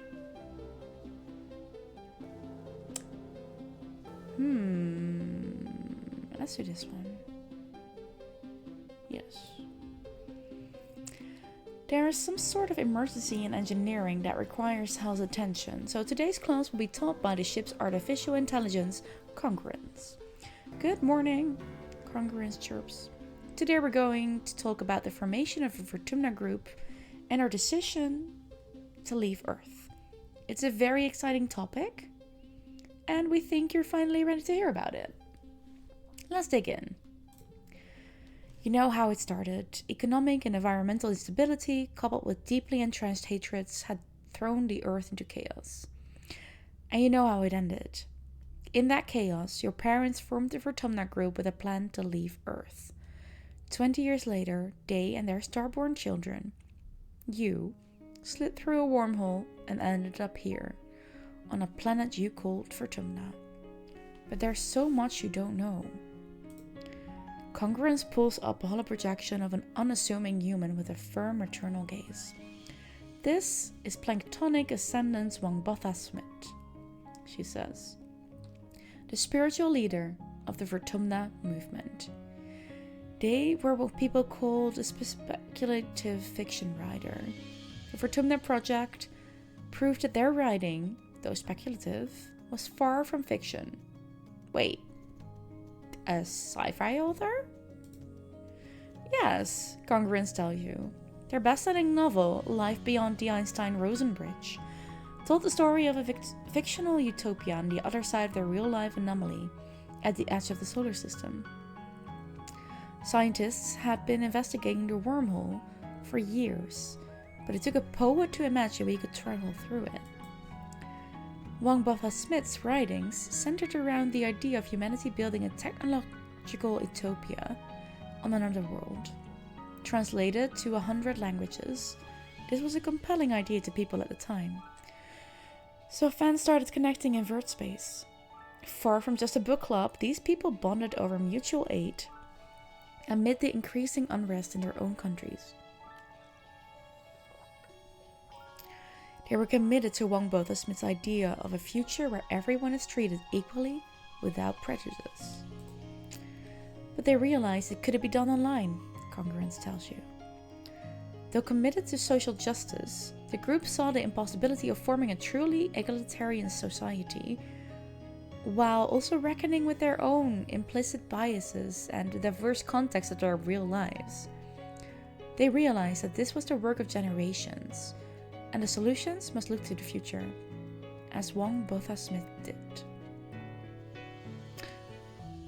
Okay, I've heard enough. Time for a nap? No. So they got together. The image of a squat, concrete building with a rooftop garden replaces Wangbotha Smith. Around the edges of the classroom, the holoprojector gives the impression of towering walls topped with razor wire. The first Vertumna colony. Congruence tells you. 400 people volunteered to sacrifice their own cultural beliefs to walk through these doors, agreeing to come up with a new way of life that would be taught to their children. Babies were conceived from egg and sperm donors chosen by lottery and raised communally like you as the second generation of the Vertumna group. Those babies were your parents. Wait, was this some kind of cult? No, we're not going to go that way. Or maybe... So they mix their cultures. So they mix their DNA. The holoprojection now shows the compound under siege. As more colonies were founded, word got out about the Vertumna group's social experiments. Congruence continues. Assimilationism was an unpopular ideology at the time because it had been used to commit terrible genocides on Earth. This, combined with a panic that the Vertumna group was destroying the family unit or raising an army of genetech super soldiers, brought the colony under attack from all sides. But cultural assimilation is horrible. In leaving behind inherited traditions, rules, and resentments, the hope is that humanity may be wiped clean of centuries of intergenerational trauma. Congruence sounds like she's reciting doctrine. Even the first generation of the Vertumna group wasn't certain it was possible. You're the beginning of the new beginning. Who knows what you'll be capable of? You get the feeling you're not going to get a nuanced answer from the ship's AI. In leaving behind inherited traditions, rules, and resentments, the hope is that humanity may be wiped clean of centuries of intergenerational trauma. I mean, there's something to say for that, I think. The image of the burning compound is replaced with a stratospheric on the launch pad. Luckily, the next phase of the Vertumna project was ready to launch.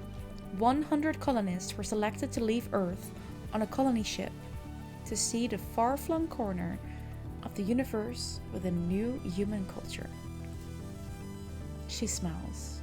The ultimate goal of the Vertumna group was you, children, she says.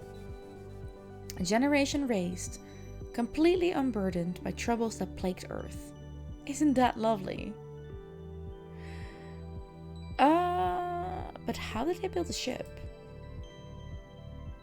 Orbital voyages were a hobby for the ultra-rich in an earlier century, so there were several relics to be found in museums, Congruence replies.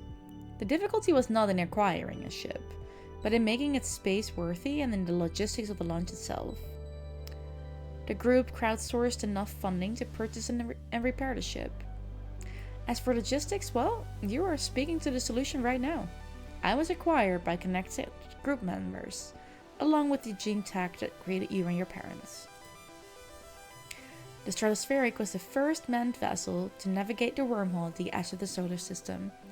Given the state Earth was in when it left, it may have been the last. What was Earth like when they left? You can learn more about this prehistory in different places. It comes together at some point. Fair. Terrible. Congruence shows you some dire demographics. The institutions that had given people the illusion of safety were torn down, and wars were rampant, both resource-based and ideological. Large parts of the Earth were rendered uninhabitable by climate change, pollution, and nuclear war, especially the critical food-growing regions of the world. The Vertumna group weren't the only ones trying to escape Earth, but as far as we know, we are the only success. Like, I know it's a game and a story, but it comes so close to home with how the state of the world is right now. Ugh. So nobody on Earth was like us. The Vertumna group members have a unique culture, but it's formed from a combination of many heritages from Earth. Even the language you speak, Esperanto, was invented to bring people together. And don't worry, you brought your best heritage with you. You're humans. You get it? Yeah. Like, I mean, it would be nice if we had something like this, but on the other hand, like, it does sound kind of cult-like, and we don't have the technology for it, as far as we know. As far as the general public knows. But, man, yeah. Not to get into any political rants or something, but good lord, so much information. Your head is so stuffed with ideas it might burst. Professor Helen and your parents never mentioned this stuff before. They waited to tell you because they wanted you to grow up without feeling different based on your genetic makeup or family history. It's hard to imagine having a different culture than your neighbors. You wonder what it's like. Everyone's celebrating different holidays, eating different food, speaking different languages. Are you missing out, or are you better without it? Like the original colonists believed. It's hard to say, as the decision was made for you long before you were born. All you can do is be the best Eleonora you can be. Yeah?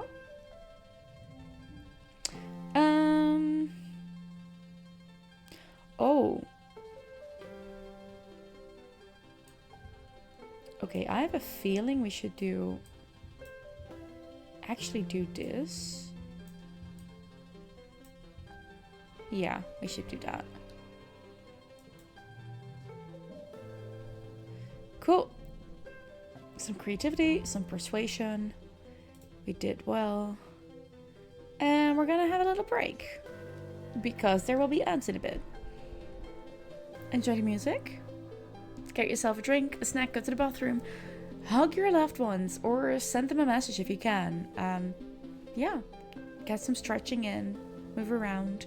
Step away from the screen for a bit and get yourself something that you make sure that you take care of yourself. I'll be back in 5. Have a good break.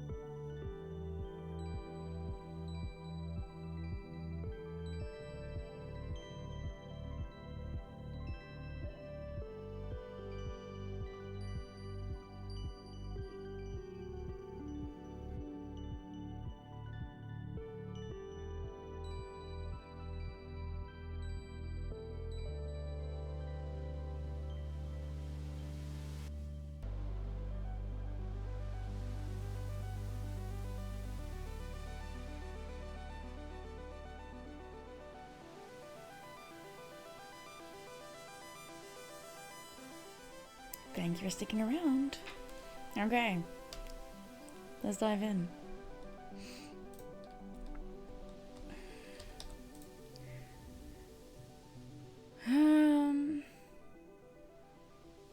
She's complaining again. Oh well.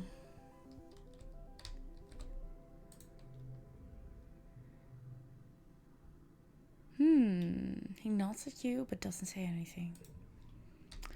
I'll leave him to it. Why is everyone at the same place? And no one to talk to? Huh. Okay.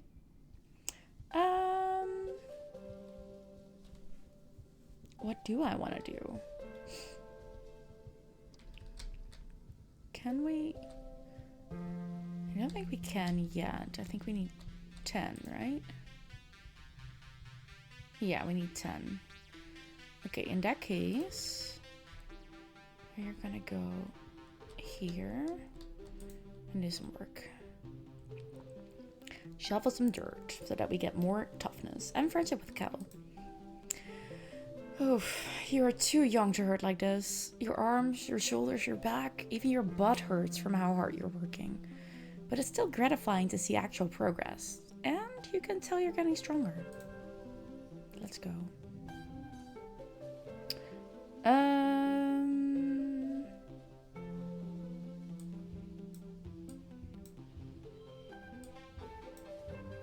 Oh, no. Hey Smurf, welcome in. How are you doing today? For now, we still have easy wins. We'll see how that goes later on. Nice. Now our toughness is at 13. How's the start of your weekend, Smurf? Early dust. Let's go. Hey, Cal. Cal looked up at the sky, shading his eyes. I wonder when it's gonna rain again, he says. The heat doesn't bother me none, but after a while, the plants are gonna get all toasty. Fair enough. Doing okay-ish, hope everyone else is having a nice Friday. It was a day, but right now I'm actually quite okay. Yeah. You catch your dad taking a break in the shade of the geoponics dome.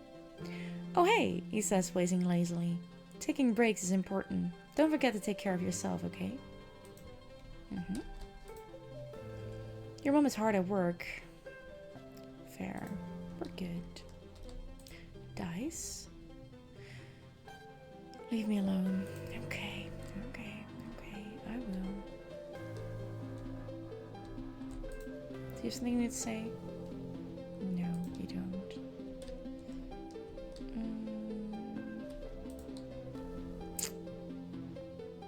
Tammy takes a deep breath out of the dry, dusty air. I know it's miserably hot out, she says, but you know what? My dad is right. I should be happy that I'm here. After that close call in the crash, I think I'm going to try to make this place feel like home. She nods, putting on a brave face. And that means trying not to be so afraid. Yes, let's go, Tammy. Let's go. We already talked to you. Anemone runs up to you. Hi, Eleonora, she huffs, catching her breath. She grins.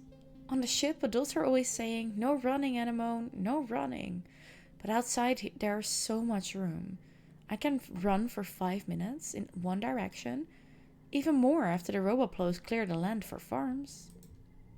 Yeah, you can. What did this do again? That gives us bravery. Oh, we don't have that yet. Maybe we should get some bravery in.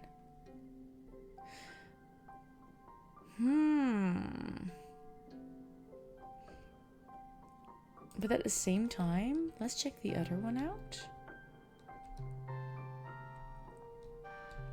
This one. Because what would did this give us? Oh, apply to deliver supplies. Oh, hello. Chief Administrator Seek greets you at the airport. at the depot. They look you up and down. Eleonora. You've never struck me as particularly responsible or organized. But children never are. What makes you think you'd be a good fit for the position of courier? You didn't realize there was going to be a job interview. Just announced new artist for a local party at your village, and oh my, I don't know the first one. I do know the second name. Oh boy. They don't like kids very much. They them. Interesting. Back.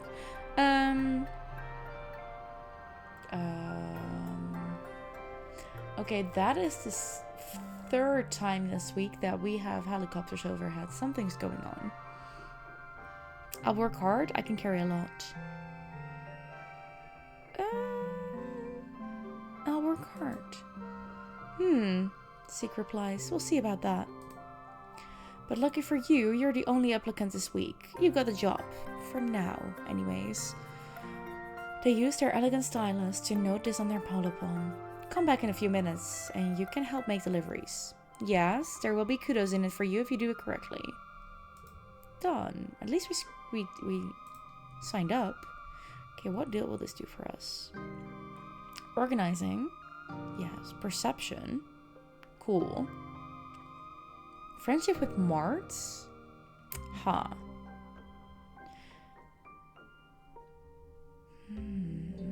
How are we gonna get animals up, by the way? I don't know about that one.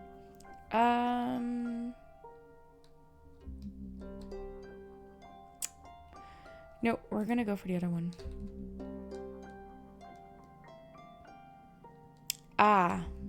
Check. That does ring a bell. Absolutely not my music. Yes, we're gonna do this one. Animal meets you on the court. She's bouncing from one leg to the other in excitement. My brother Com is organizing the youth team, she tells you. Hey, yep. Well, there are animals outside. We have to wait for the animal part to happen. Yes, okay. Thank you, Broccoli. Yep, how are you doing? How was your day?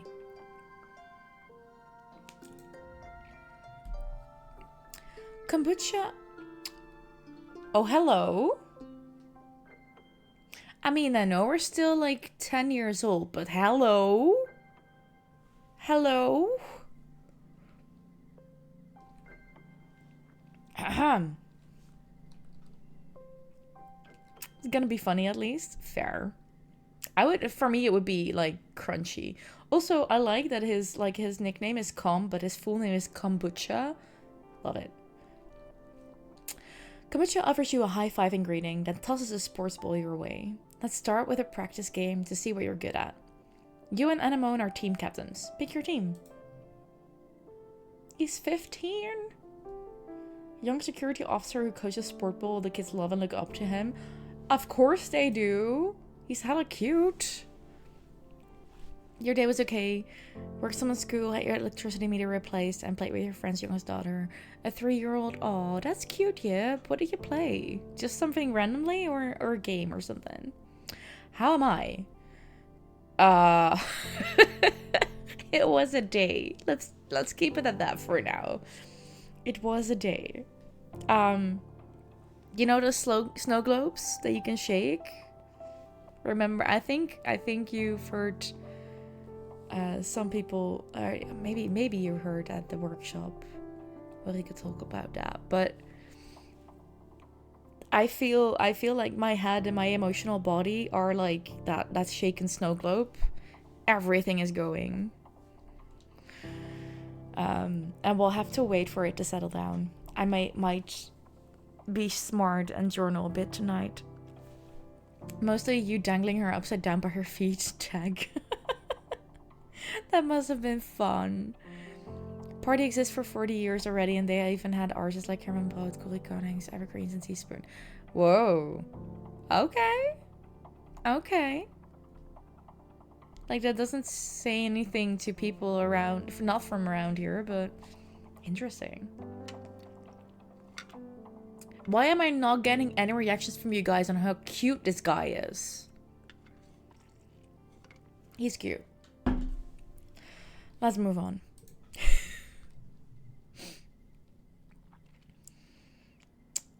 Anemone uses the practice with Cal and Mars on the ship, but Tammy? You're surprised to see her here. Come will fill in to even up the teams, but he promises to go easy on the other side. Ooh, I really want Cal. You got some famous people right now, I guess so.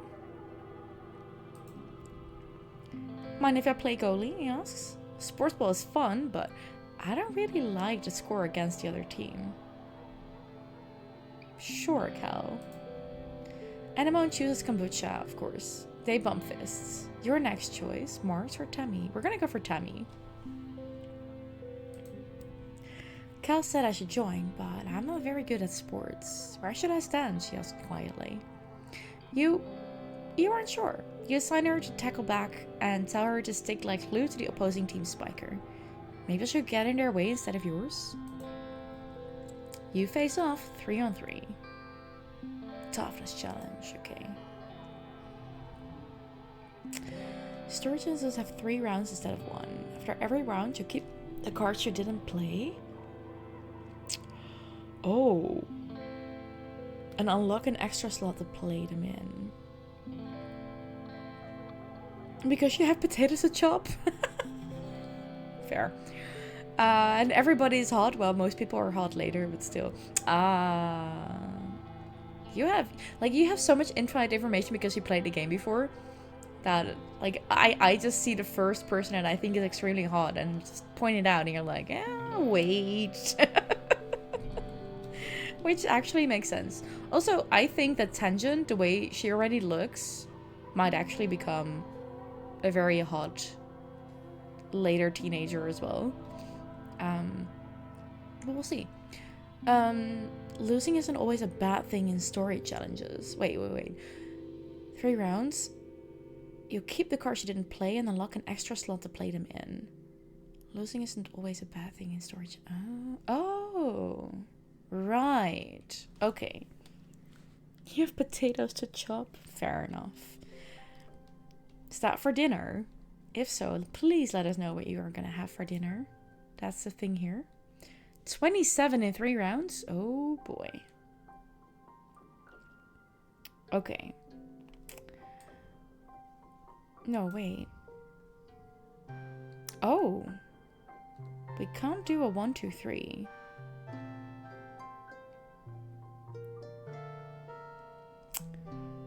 We can do a 1, 2, 3. Okay, how much does this give us? This would give us 8. Okay. And if it was this... no, 13. If we do it the other way around.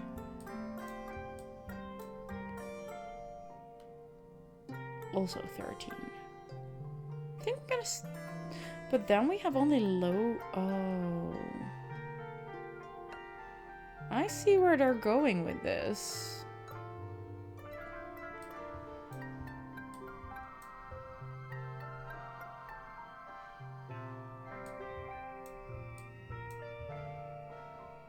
I think 9 for a first round is quite nice. Okay.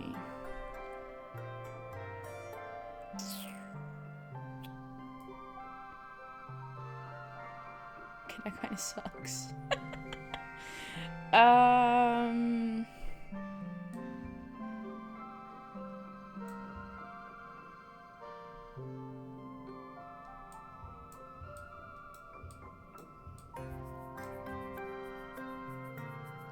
That's not bad though. Let's do that.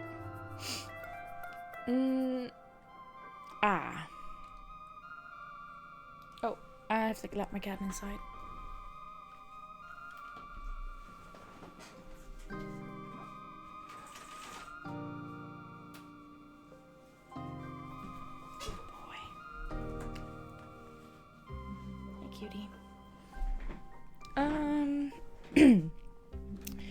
Okay, you can be here.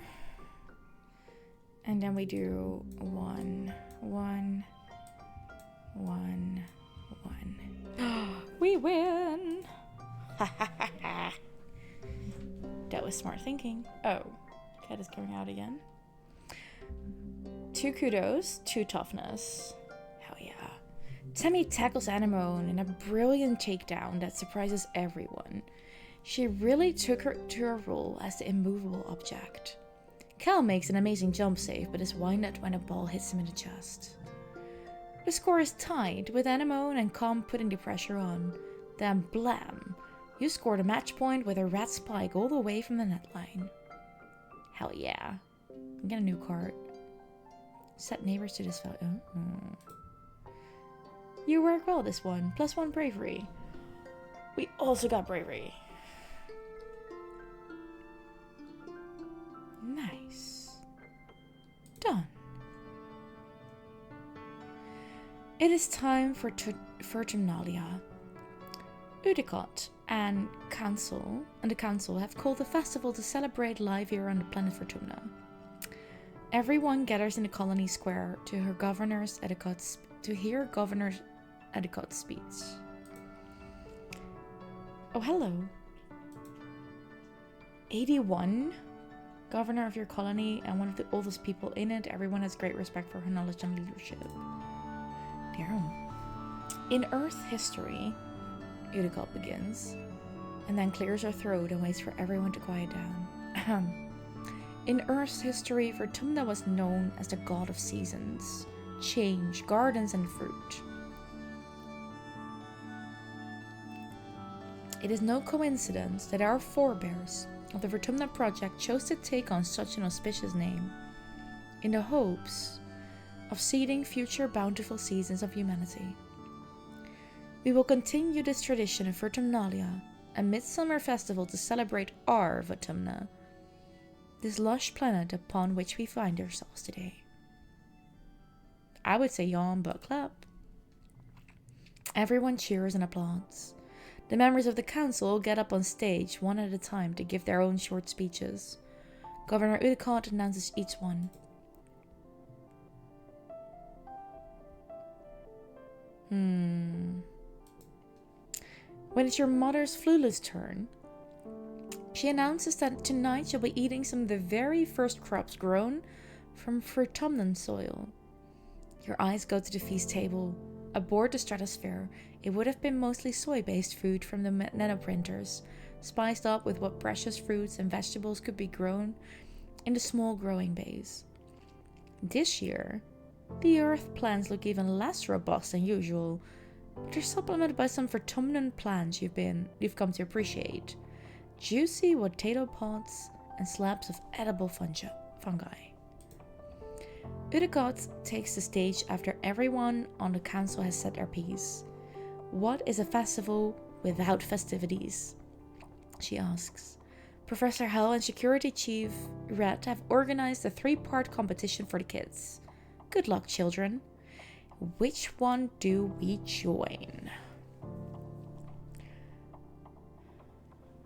Ooh. Bot wrestling, talent show, or science fair? I'll just watch. Competitions are dumb.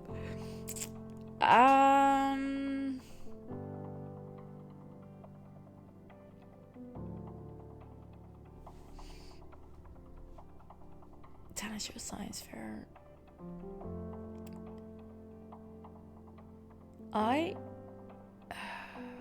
If it would be me as a 10-year-old, it would be this one. As terrifying as that would be. But here, kind of feel like the science fair. Yeah, let's do that.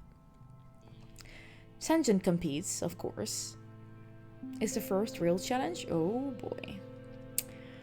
Entering her study of the ship's hydro-recycling system, it was previously used to make urine drinkable, but she offers that it could now be turned to new uses. Despite how many times she says the word pee, it's still boring, but she put a lot of effort into it. Tammy has a science project too. She tells you she wasn't strong enough for the strength competition and was too scared to go on stage for the talent show. So science fair it is. That's me. That would be me. You think her experiment was supposed to be putting white flowers in red food coloring to turn them red, but the flowers all turn blue instead. Tammy can't explain why, and she just keeps blushing and giggling in embarrassment. The flowers are very pretty though. She tucks one behind your ear for good luck as you prepare to give your presentation. You think it's shower time? Go do it, Robin. Enjoy your shower. You do deserve that. I need to quickly do something. Sorry for the instant no music stuff. I hate it just as much as you do.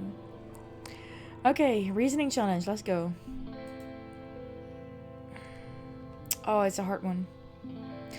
41? Oh my goodness. Okay, what does this do? +1 to challenges. +1 to card. Wait, what does this mean? +1 to a card. Change suit to 1 to strength. +1 to a card and change suit to physical. Oh. Drop on card to use. 1 use. Oh, yeah, you can put it on top of a card and then it goes to a 1 and it becomes red. Okay. Yes. It adds 1. So we could also put it on top of this one if we wanted to.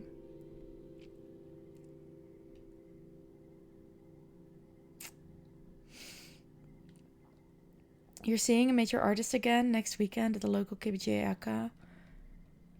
Hey, Charlie Lono. Oh boy.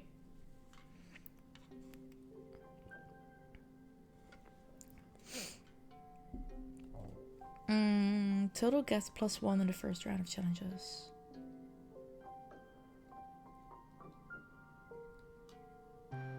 Is that just something we done? Or is that something that's happens standard? Oh yeah, it's just also +1. Yes, okay, I see now.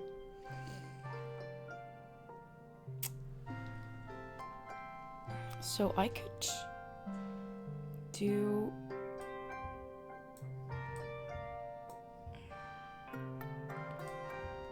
I could do this. Keep it for the last round if you will need to push a bit. It's useful for straights and flushes. You've got a point. Oh, it became... Oh, it's already on top of it now. That kind of sucks, honestly. Okay, then we're gonna have to do it like this. But thanks for letting me know that for another time. Gonna be crazy. Plus Saturday will be hungover day for sure. Fair. I think we're gonna go with this.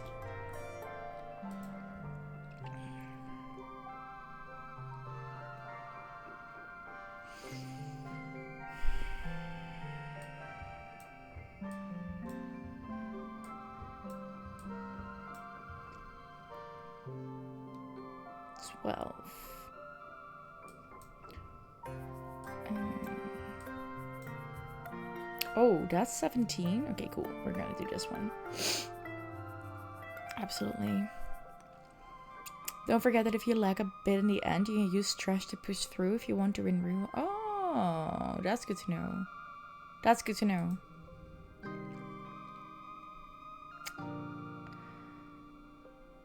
Right, I see.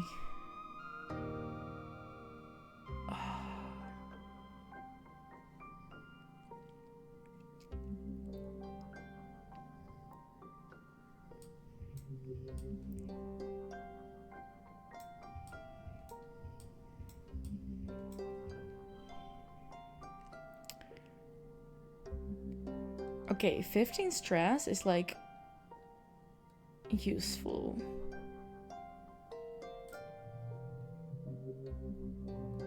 That's fine. That's just like a month worth of stress. That's okay. Okay. You worked hard on your project. It's a baking soda and vinegar volcano, of course it is. With a twist, you grind up native rock as the soda part and use the juice from a native plant for the vinegar part. Your dad helped with the idea. Just a little though. You use it to explain the native acids and bases on Vertumna. They're very strong, so the resulting explosion splatters all over the judges. It's a crowd pleaser, earning you top prize for the science fair. Sorry, Tangent. Gain status popular. We gain a memory. +2 friendship with... Oh, no. Tangent was actually happy with that. Okay, cool. Science fair champion. Let's go. I think that's our first 5 card. After the festivities are over, everyone takes time off for a much-needed break, and we get our stress left. I love that. During the fierce heat of dusts, a few days rest is exactly what you need. You feel refreshed. Perfect. Absolutely perfect.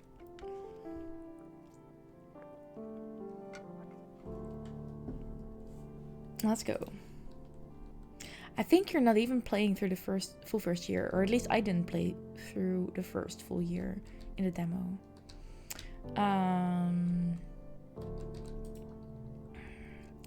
Tangent is watching. You've been so busy. You went, aww. Well, I'm still here. It's all good, Kay. It's all good. Tangent is watching a construction crew build scaffolding for the new engineering pavilion. They're using mushwood, which is so light that one person can easily lift a 10-meter long pole and stack it into place. She points towards them. Human beings are so great, don't you think? Before we landed, this was all just dirty jungle. Now, it's civilization. I've been learning about adaptability in writing and biology class. The books say it's what sets us apart from the animals. Like, we don't need fur because we can make warm clothes. And if it's too hot, we can make air conditioners instead. Maybe the animals have neat adaptations.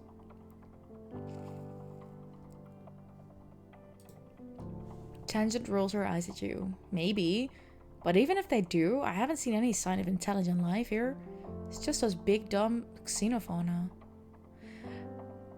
Some animals here are smart and friendly. I don't like her putting those animals down that much. They're still animals, Eleonora. And maybe they're just pretending to be nice so you'll feed them. You're lucky it didn't eat you. She folds her arms. Dorpsmith look cute, but one can eat through a bag of rice in less than 30 minutes. Even a herbivore can be dangerous. Here, it doesn't have to want to eat you to be able to hurt you. Together you watch as the foreman puts the blueprints for the scaffolding into the floating screen of her holopalm and raises it to the scaffolding to check their progress. I'd like to see an alien do that, Tang says primly. Oh. Humans look defenseless and weak, but we're the strongest species in the galaxy. Who else can literally bend reality to their will? Not a stupid alien, that's for sure. And she's a scientist, so she's cynical sometimes? Yeah, but... Like, I know she's young. Like, she's 9. But... We're the strongest species in the galaxy? No. Not by far. Like, we can't prove that there are others there, but if they are there, they're definitely stronger than we are. She puts one finger to her chin. I'm living proof that humanity is greater than our biology, she says. All of us are, really, with our genetic enhancements. We're the next step in humanity's evolution from great ape to galactic superspecies. Okay, that might be on that course, but still, this is far-fetched, girl. Far-fetched. Tammy almost doesn't notice your approach. She's bent over her holopalm, intently taking notes. Until you get close enough that her ears wiggle and she looks up surprised. Oh, hello, Eleonora, she greets cheerfully. I'm so sorry I didn't see you there. You ask her what she's studying, and she flushes pink and tugs in her ear. Oh, I'm not studying, she says. I'm making a list of my friend's favorite things. She laughs, a little embarrassed. And, well, you're my friend, Eleonora, so what's your favorite color? More? Green. Yes. The color of the monster behind you? Wow. Green. Rainbow is not a color. Come on now. That's a spectrum of colors. She notes your answer, then asks what your favorite dessert is. Ooh, maybe you will actually like Cal more than Tang. I might indeed, Broccoli. It could be. But who knows? Tang will keep my mind busy, at least.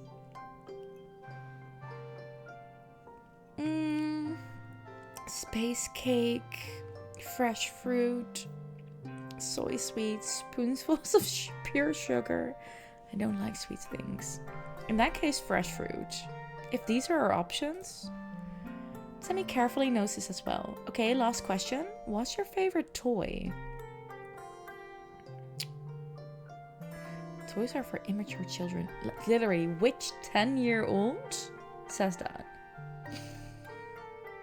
Honestly, from all these, stuffed animals. Okay, now I know what to get you for your birthday. Ask what her favorite things are. She presses her index finger together shyly. I like the color yellow, and my dolls, and my favorite sweet is cake.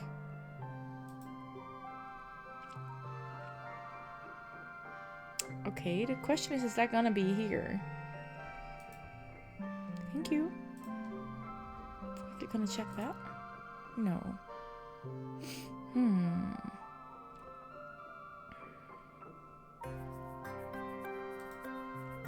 Okay. Yellow makes sense. Dolls make sense. Cake. I can understand that, yeah. Mars has nothing to say to me. Cal, hello. You're looking for Cal in the garden when you nearly trip over someone else. One of the younger kids, and they're blindfolded. Which 10-year-old doesn't think they already grew up?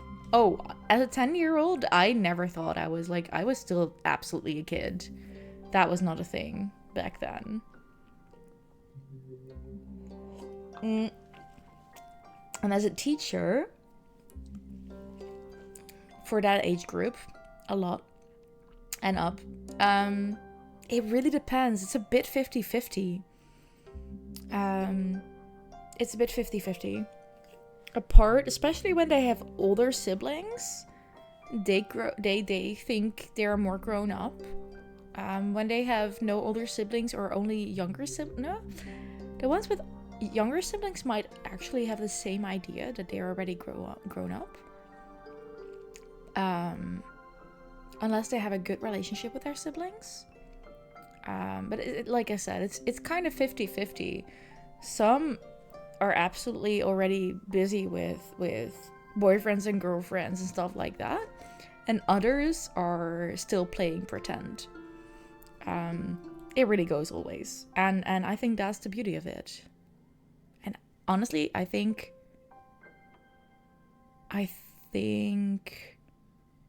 that has always been the case. That's not something new. And definitely more understanding of these things. It's part of my job. It's part of my job to understand how my students think, and what their daily life is like. I might not be teaching right now, and I might not have my own group of kids under my guidance, but that still goes for the kids that I do tutor outside of class.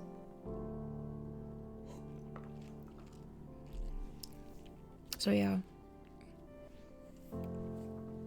like, it's a combination of things. It's being a teacher, having been a babysitter for years and years, and seeing a family of 3 girls grow from when the oldest was, I think, 5 and the youngest was 1 or 2, till I think I babysat them for 7 years.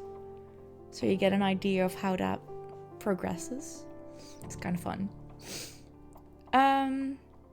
Hey, they exclaim, ripping the blindfold off their face and throwing it to the ground.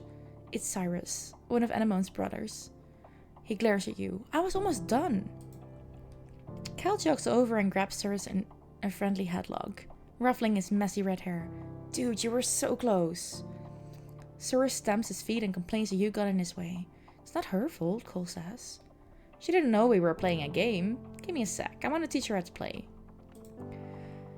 Cal turns to you as Cyrus leaves. Sorry, Eleonora, he says sheepishly.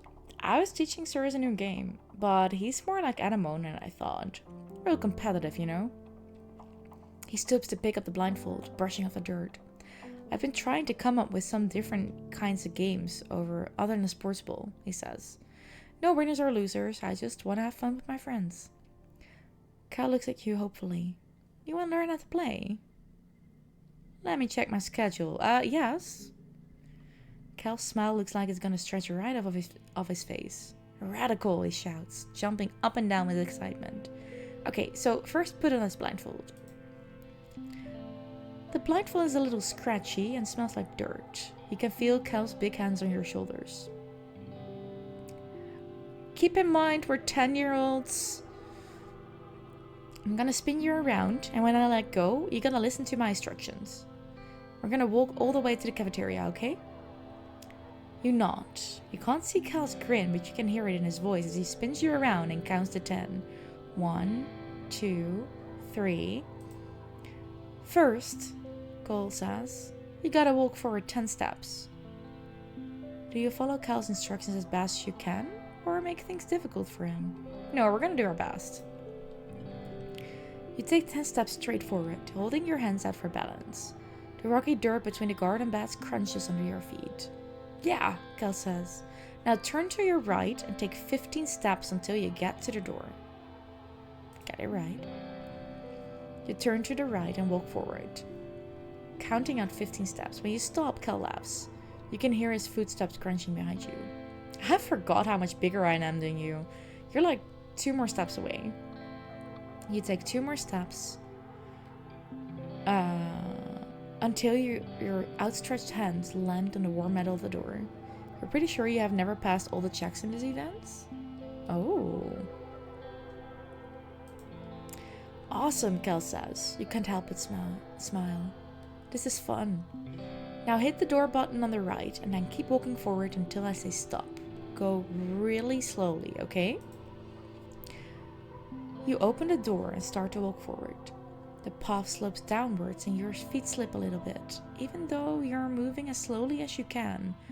Real dirt is nothing like the metal floors of Stratospheric. It's turbo rocky here, Cal says, and you can feel uneasiness prickle up the back of your arms. Just keep going forward slowly. Oh, our empathy's not. Can you trust him? You try to do as you're told, but after a few steps, your foot knocks against a sprawling root and you fall forward, catching yourself in your hands and knees. Ouch. You tear off the blindfold, a sudden rush of tears flooding your eyes. Cal's beside you in an instant, kneeling on the rocks. Are you okay? He asks. You look down at yourself. Your knees and hands are pretty scraped up, and your pride is bruised, but other than that, you're okay. Cal helps you stand. I'm sorry, Eleonora. I'll be a better helper next time. He asks if you want to get some potato juice at the cafeteria instead. You spend the rest of the afternoon brainstorming more games where there are no winners or losers. This is so sweet. Thank you, Cal. That was cute. You have nothing to tell me? Okay, cool. What's this actually? You're a winner and everyone wants to be your friend. Kudos doubled for 3 months. Let's go. That's kind of cool. Let's do a lesson.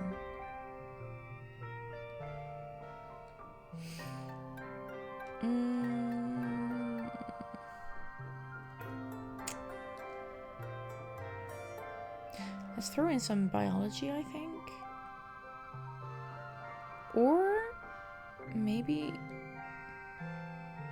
No, I think biology is a good idea. Tang is absent almost all of this month. Hal explains that Chief Engineer Instance has asked for Tang's help with a few experiments. Because you're just on what you know, not what you prove you've learned in class. Many other students choose to skip class and instead get hands-on experience in their field of interest. Tang's been working closely with Instance since she was just a kid. Good on Tang.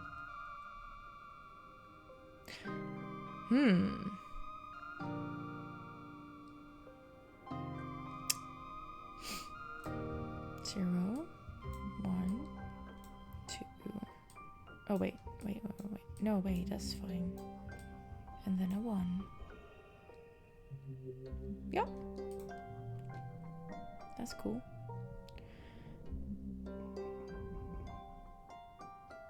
Not bad. 7, 11. Mosquito, get out of my face. 12. This is just 1. Yeah, that's good. Late dust. Let's go. Anyone to talk to?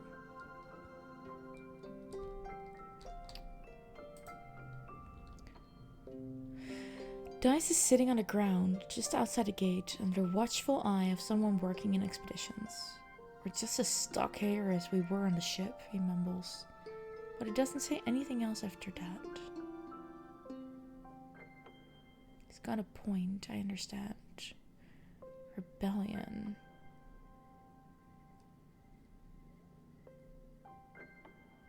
Huh.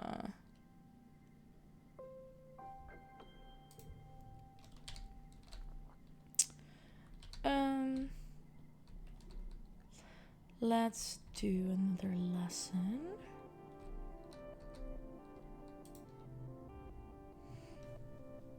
Not that thing again.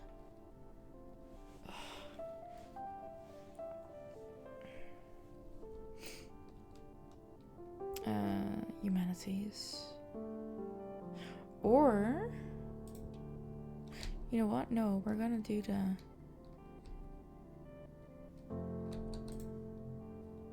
Gonna do this. Organizing perception. Yes, that's a good idea. Seek sends you all around the colony delivering supplies. During your first week, it's mostly small things you can carry by hand or push on a little cart. Stuff like tools and electronics. Some are high priority, which means you have to move fast. It's fun getting to yell important delivery coming through, and people actually get out of the way. Okay.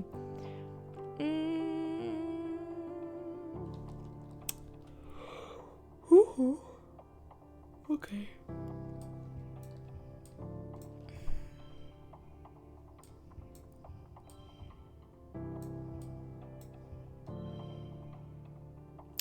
Aye.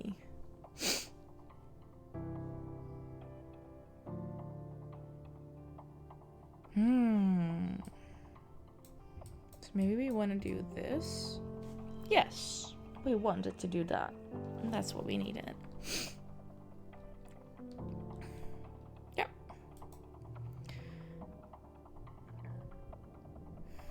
Let's go. +3 organizing. That's good.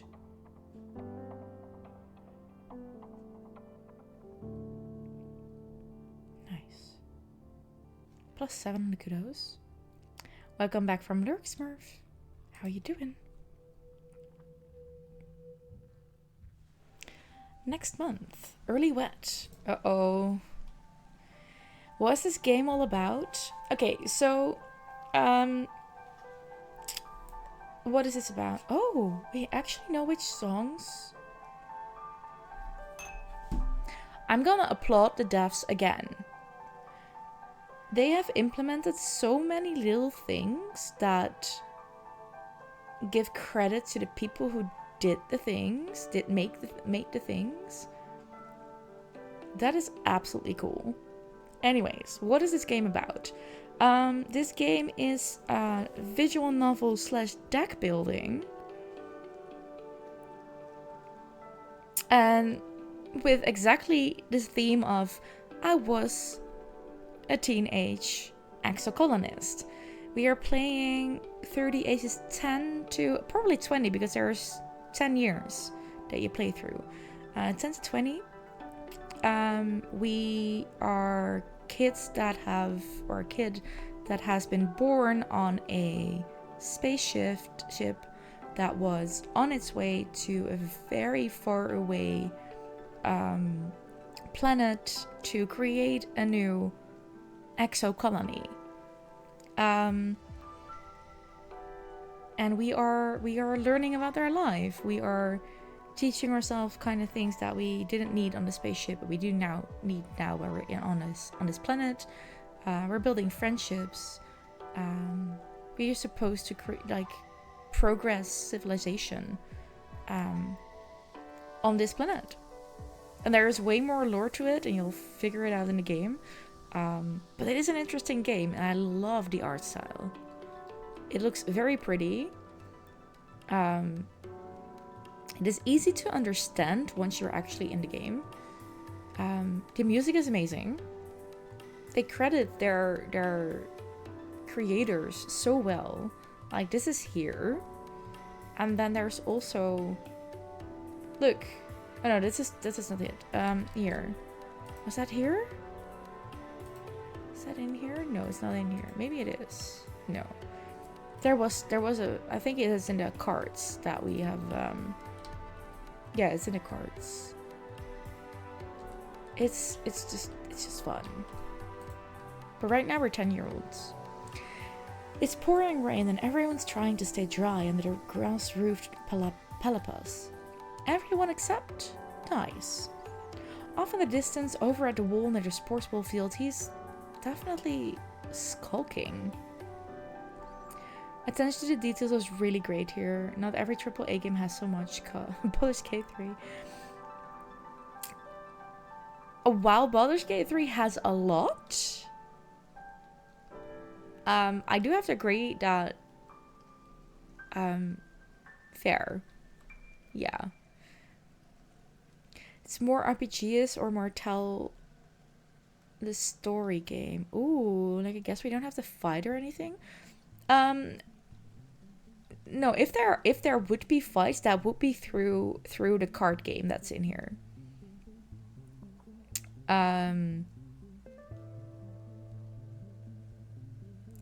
You're a BG3 hater, discard if you wish. It is not a conversation for now, but if you come back, I really would like to know why. And I will not discredit that because, hey, everyone can have their preferences.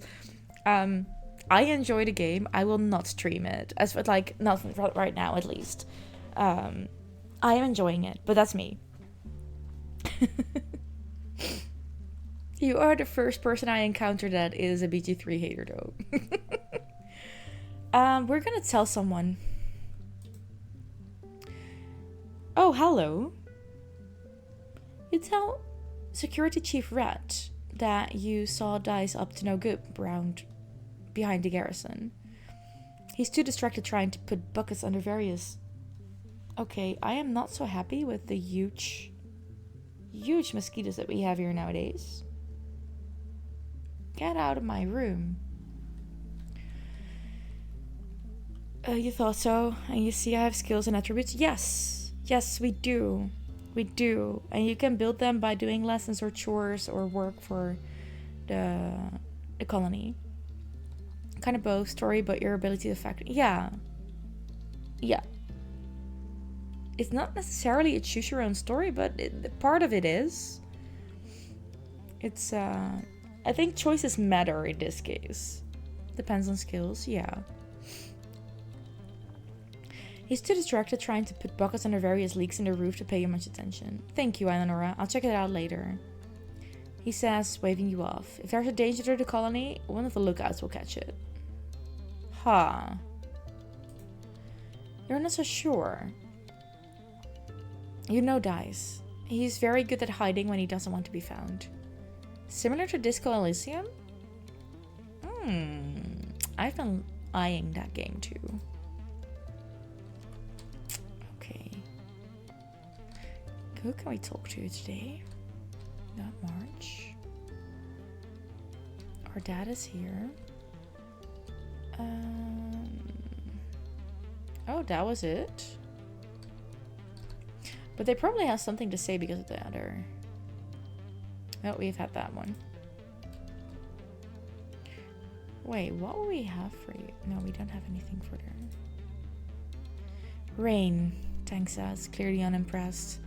She holds her hand out from under her umbrella and lets raindrops collect in her palm. I cannot say I'm a fan. Being wet is a misery. There. You don't have dice rolls and have card game instead. Yeah. You can get a little picture of the game now. I can understand. Yeah, we'll have a card thingy in a bit, I think. Tammy peers suspiciously at the sky. Her big ears twitching. The air is different here, she pouts. We've never lived somewhere where the air can be too dry or too wet or too hot or cold. It's almost as if the planet is alive. She shudders. Ugh, that's a scary thought. Oh, you poor little girl. Have you tried standing in mud yet? Cal asks you. It's the best, most amazing feeling I have ever felt. You look down and sure enough, Cal's feet are bare and muddy as heck. Dirt and grass feel neat too, he continues.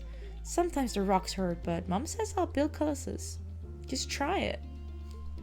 This guy is so damn down to earth. Literally.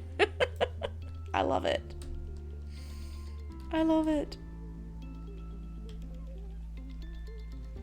Okay, what are we gonna do? Another lesson? I think we are. Let's do it. Life sciences? No. Humanities. I want a bit more persuasion and creativity. Yeah. Oh, we have ads incoming. Oopsie.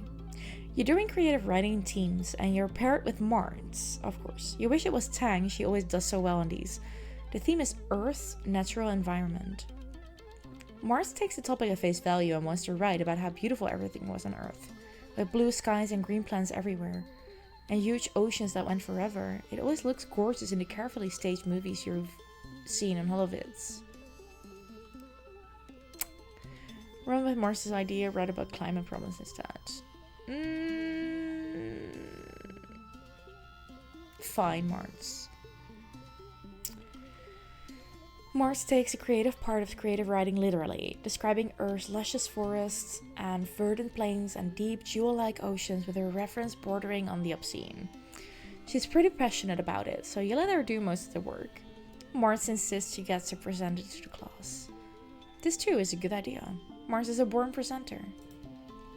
You aren't sure that it's totally based on facts, but it is received well by both your classmates and your teacher. You get a handful of kudos for doing well. Not too bad. Okay, so this is the card game Smurf. There are a couple of rules to it. They're here.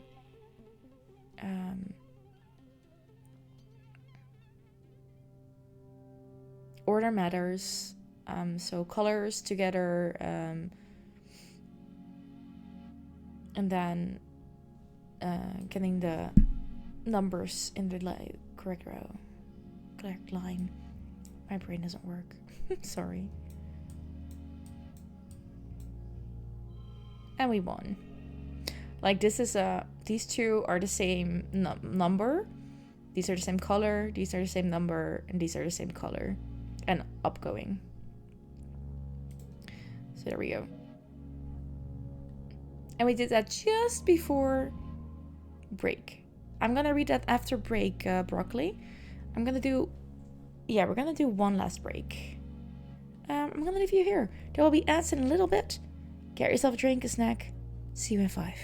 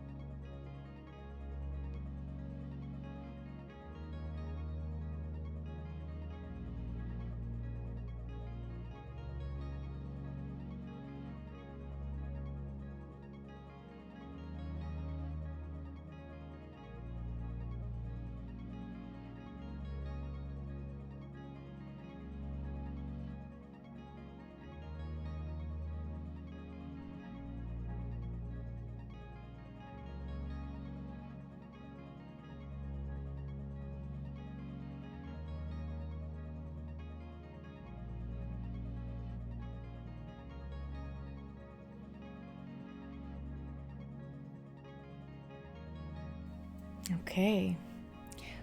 Welcome back from ads. I actually took less than 5 minutes, but that was fine. Bathroom break, got some chocolate. We're good to go for the last hour for tonight. Berkeley, I read your message about BG3. I understand, and at the same time, I know more of those games. Plus, restarting, I just make sure I save quite a bit, I think. But I can understand if you're like, I can't be arsed with that. That feels eh. The friendly fire, fair. I don't know, the UI works for the rest quite good for me, but that's me. And I take my time with games like that, so things are I do them slower. A lot of options in this game, and one of them is actually replacing card challenges with a dice roll based on yours. Oh, that's what happens then. That's kind of cool. That's nice and well done. It's kind of strange but cool. Mixture games are tough to explain. Yeah, they are. You have to experience it or see it. Yeah. But now you have. So this was our class. We got some good stuff. Oh yeah, and we have dreams, flashbacks, memories, something. You're having a terrifying familiar dream. A monster crashing through the walls, unfathomably large, every part of it wriggling and moving and searching for something.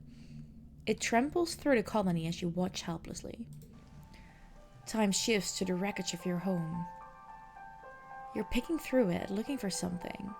Tears streaking down your dust-covered face as you lift heavy pieces of debris, searching. You wake up shouting no, but your voice is drowned out by a deafening rumble from the skies outside. The bedroom window is covered in water? It's pouring down from the clouds. You guess this must be rain, but you've never experienced it before. There's a bright flash from outside, then another crack and rumble. Thunder. It must be a thunderstorm.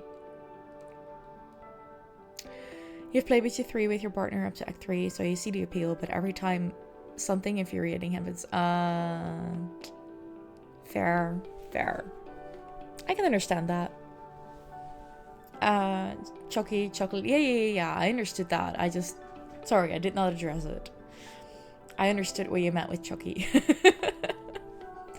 Chocolate and very strange childish German speaking. Yeah. It's still the early hours of the morning. You've already almost forgotten your bad dream, but you're too unsettled to go back to sleep yet. The rain beats down on the roof of your quarters, joined now and then with great peals of thunder like the footsteps of an angry beast. Ooh. We're 10. We can go to our parents for comfort. Your dad is awake too, watching the rain from the large porthole in the kitchenette. He gives you a hug and you gaze out together. This is good, he says quietly. It means we'll have plenty of water for the crops. Pure, healthy water, just like on Earth. Everything's going to be okay, my little potato. That was a good idea. Less stress, bit of loyalty. Let's go. You hug your dad tight and hope he's right. Yeah. That was a good one. Mid-what? Let's go. Who wants to talk? No one has anything to say. Come on now. No one has anything to say during rainy season. Okay, what are we gonna do?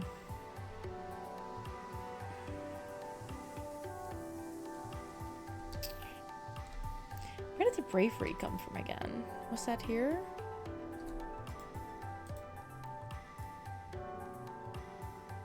Yes, I was here. Sure, why not? You're paired with Noga in practice. Noga? Who the hell is Noga? You make the mistakes of underestimating her and she wipes the pitch with you. Who is Noga? Okay, let's see.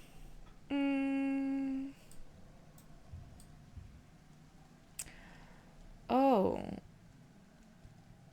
Set neighbors to this value. And then 2 and 3. That would win us, this thing, but it feels weird.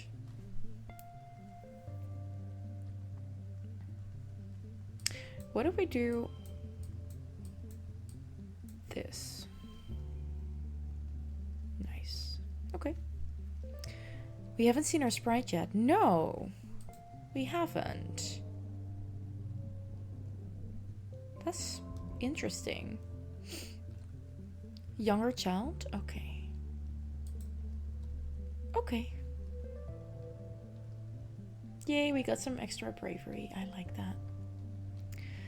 See her at some point. I was figuring that out. Yeah, I thought so. We would. Really, people don't want to talk during this time of the year. Just not. Everyone is a bit bummed out, I guess. I could use some more organizing, I think. That was here, right? Organizing, yes. Let's do that. It's been a while, but it's time to attend a meeting of the Secret Fun Times Club. You're just tired and distracted. I understand that. Yep, it's okay. I know you're still here. Thank you. Mars started the SFC years ago when you were little kids. Tensions and Tammy agreed to join at the time, but then you all got busy with other things and forgot about it. What with the wormhole and the crash and learning how to survive on the new planet and all, you meet in an unused conference room in command, which Mars says is perfect for a secret club. Club President Mars brings the meeting to order. Tang, Vice President of Writing Down Secrets, records the meeting notes on her holopalm, while Tammy, Vice President of Tea and Snacks, passes out potato juice in little cups. As Vice President of Fun Ideas, it was your job to come up with something for the club to do today. You chose making friendship bracelets and brought all the supplies you'll need. Smurf, you never hated a game, you must say. Deeply disappointed and calling it not a good game, yes, or the game doesn't catch you and you don't get the hype, yes too. Baldur's Gate 3 you think is a great game, but can be very, very overboarding with everything you can do. Still haven't finished it after 2 years because so many options and your PC dev has to fight with the graphics getting overheated. Fair. I need to dive back in again. But my brain needs to be in the right space for that, because I want to understand the story. Today, Mars announces we're gonna make friendship bracelets, and I have an even better idea. We're gonna sell them to people for kudos. Tammy puts her hands up shyly, as if she's in class. I don't think we're supposed to trade our kudos for things except at the depot, Tammy says nervously. We're only supposed to give them to people, to say thank you.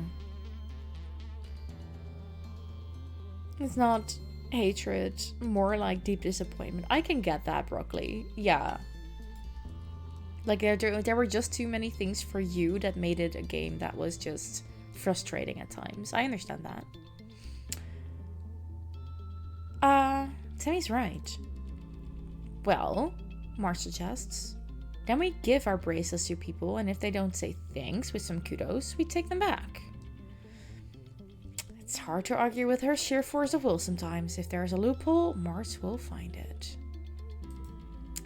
The four of you spent the afternoon braiding bracelets out of recycled bits of wire and bright plastic backing straps. Mars is being Mars? Yes.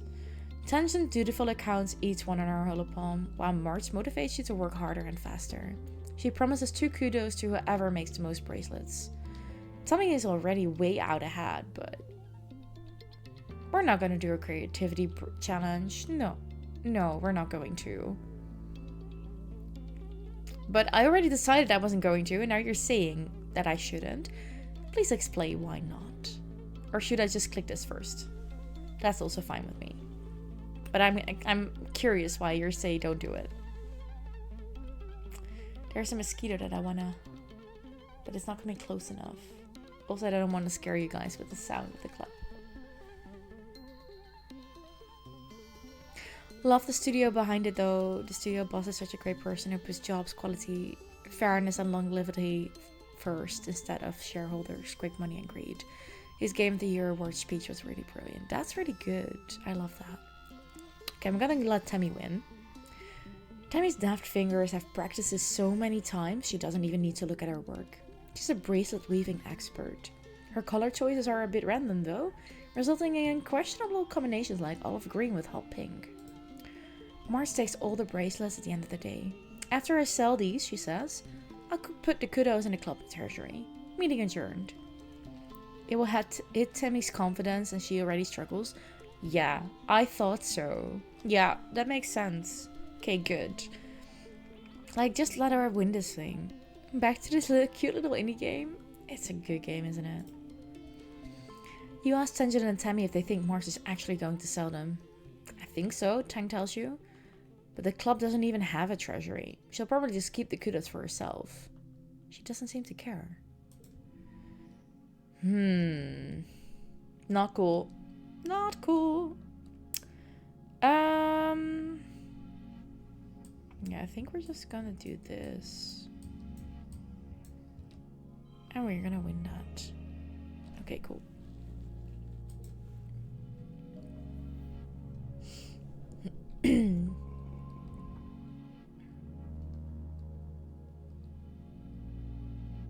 Okay, that's nice. The days have been getting shorter, with only the yellow sun barely skimming in the horizon. One morning, you wake in the darkness and have to check your holopalm to know what time it is. You see a holostream from Mars. Good morning to all my pals, if you can even call it morning. They've named it glow season, because, like, everything is crazy glowing out there in the dark. I'm staying the heck inside for the next month.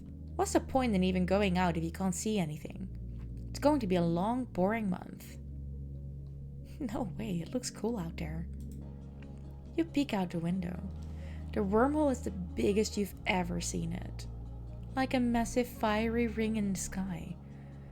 The planet must be very close to it now. And out in the jungle, something new is taking place. The plants are flowering, glowing iridescent blooms. And everything is full of life. There are strange new sounds, long hooting calls, and gurgling roars. Glow time. Yeah, I was wondering about this. After Mars's message is a notice from the council warning everyone to stay safe inside. Tammy's dad and the other surveyors have been called back and the gates closed for the month. There's a tension in the air as if everyone is waiting for something. Wait, we're supposed to stay outside? Inside. Or does that mean inside the boundaries?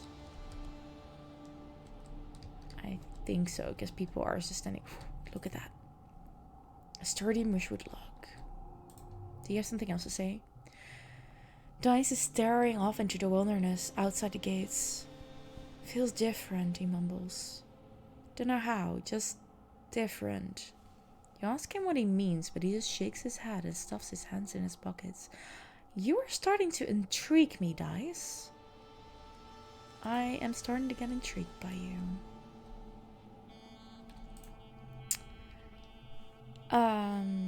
Nope, we've done this one before. Nothing new there. Hey, why is Mom here? Eleonora, your mom stops as she walks by. What are you doing out of our quarters? It isn't safe out there. I'm going to school. She nods with grudging approval. Fair enough, she replies. Stay close to the stratosphere, got it? We don't know what's out there this time of year. He's very intriguing. He really is. As you walk away and are just out of earshot, you hear her mumbles. Stars, it is beautiful though. Exactly, Mom. Exactly. Ooh. Oh no, that's a plant.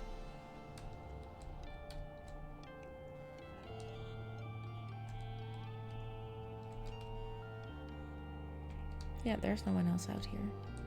Let's go to class. What are we gonna do? Do we want more biology? I kinda do. Let's go with it. Life sciences, let's go.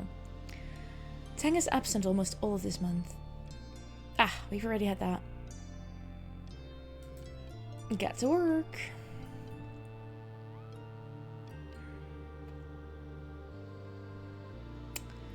Damn it, there's no 2.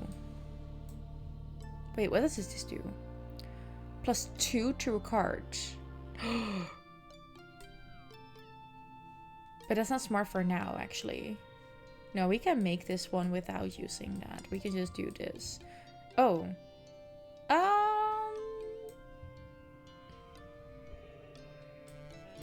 And if we do this... Oh.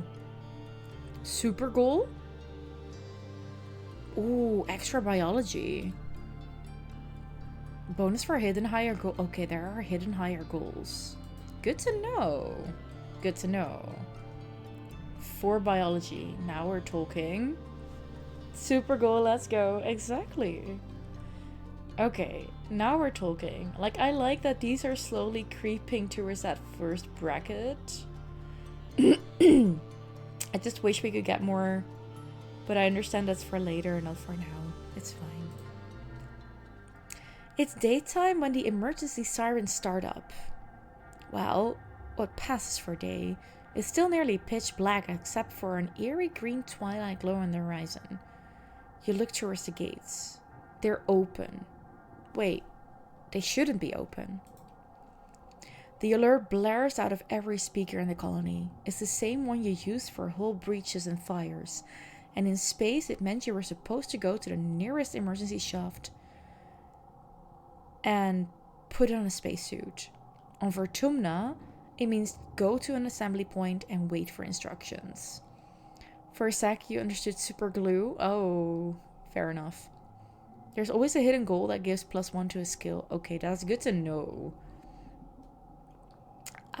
This is not good. Also, stress is like way out there. The closest assembly point is a children's crash, but from the opposite direction you hear shouting and loud popping noises. Gunfire.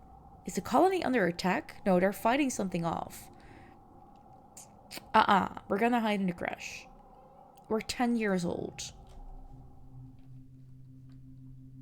I'm brave? Yeah, I am, but we're not gonna help out. We're 10. Not gonna happen. If we're 15, different story. Not in the first year. You find Dice and Tammy in a crash. Tammy gestures for you to come crouch under the table next to them and takes your hand fearfully. The lights are dim. Are you scared? Tammy asks quietly, her eyes wide and tear-filled. You don't expect me to have the option? No, but it might be something that's not that nice. So we're staying away from that. Not silently, of course I'm scared. I just don't want to fight. Are we scared? Yes, I bet we would be. Alarms blaring, gate open, gunfire. Not silently. You comfort Tammy, who cries softly while you wait for it to be over. She's worried about her dad, Tonin, the head surveyor, who was working at the gate when it started. You grew up here. It feels weird to be hiding here, like you're just little kids again. You hear more gunfire and yelling, but within half an hour, they play the all-clear tone. Tammy's dad, Tonin, is first through the door as the lights come back on. He gives Tammy a huge hug and she bursts into tears again. Fair enough. You're relieved when your parents arrive with an ashen-faced Cal. They won't talk about what happened at Geoponics. Poor Cal.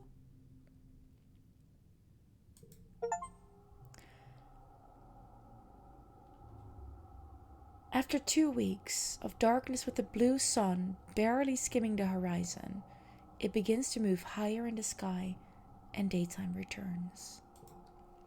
The council admits they don't know how the gates... Get lost, stupid thing. Oh, gotcha. Sorry. Mosquito. And I need to get my cat inside. Come on. Shut up.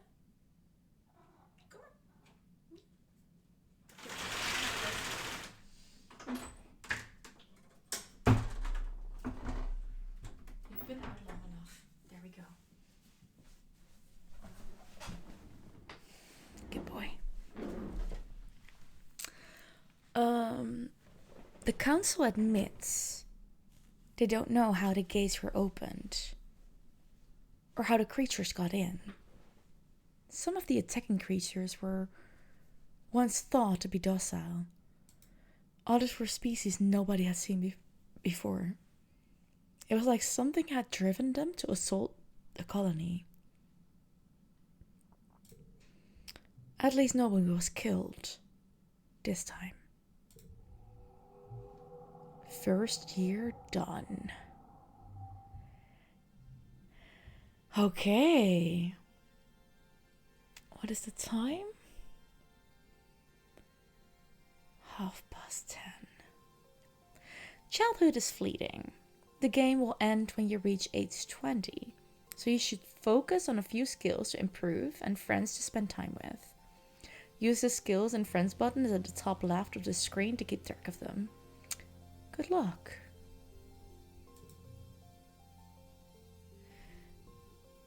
Oh, we get... No, that's what we did, right?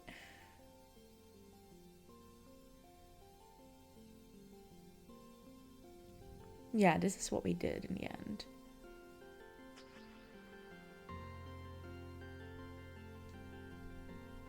Okay. Friends. Memories. Skills. Starts at age 11. Here we go. Wait, we have a full heart with Kel. Interesting. You're 11 years old, and your bird-like eyes miss nothing.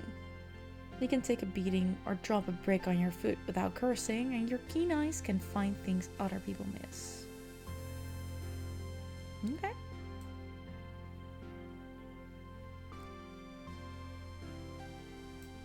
How old are you? 51. And calm? 16 now.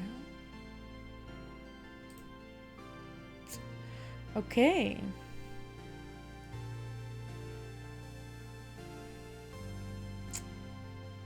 Right.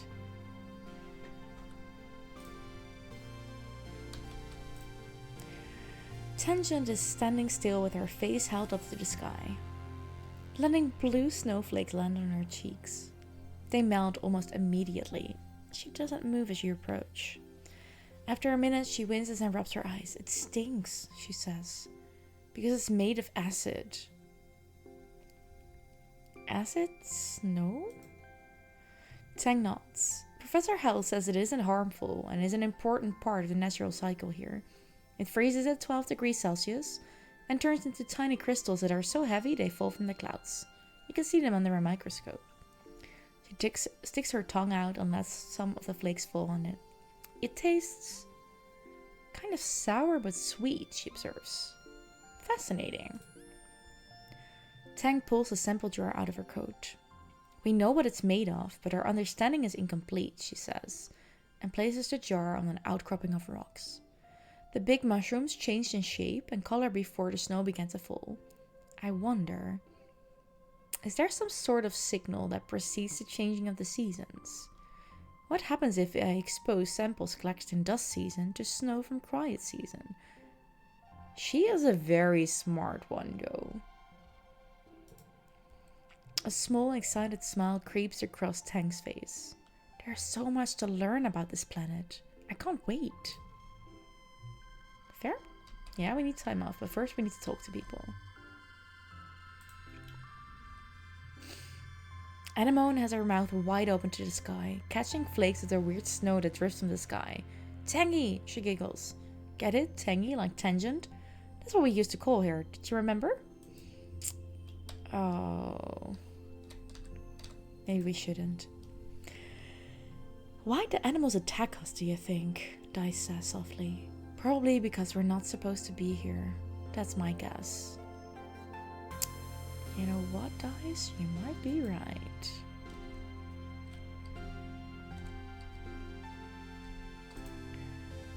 Tammy is collecting some of the soft blue snow in a basket. It tastes a little bit like lemons, don't you think? She asks.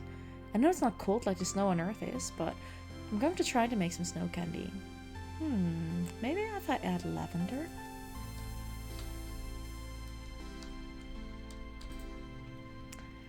You spot Mars tapping away at the hollow screen.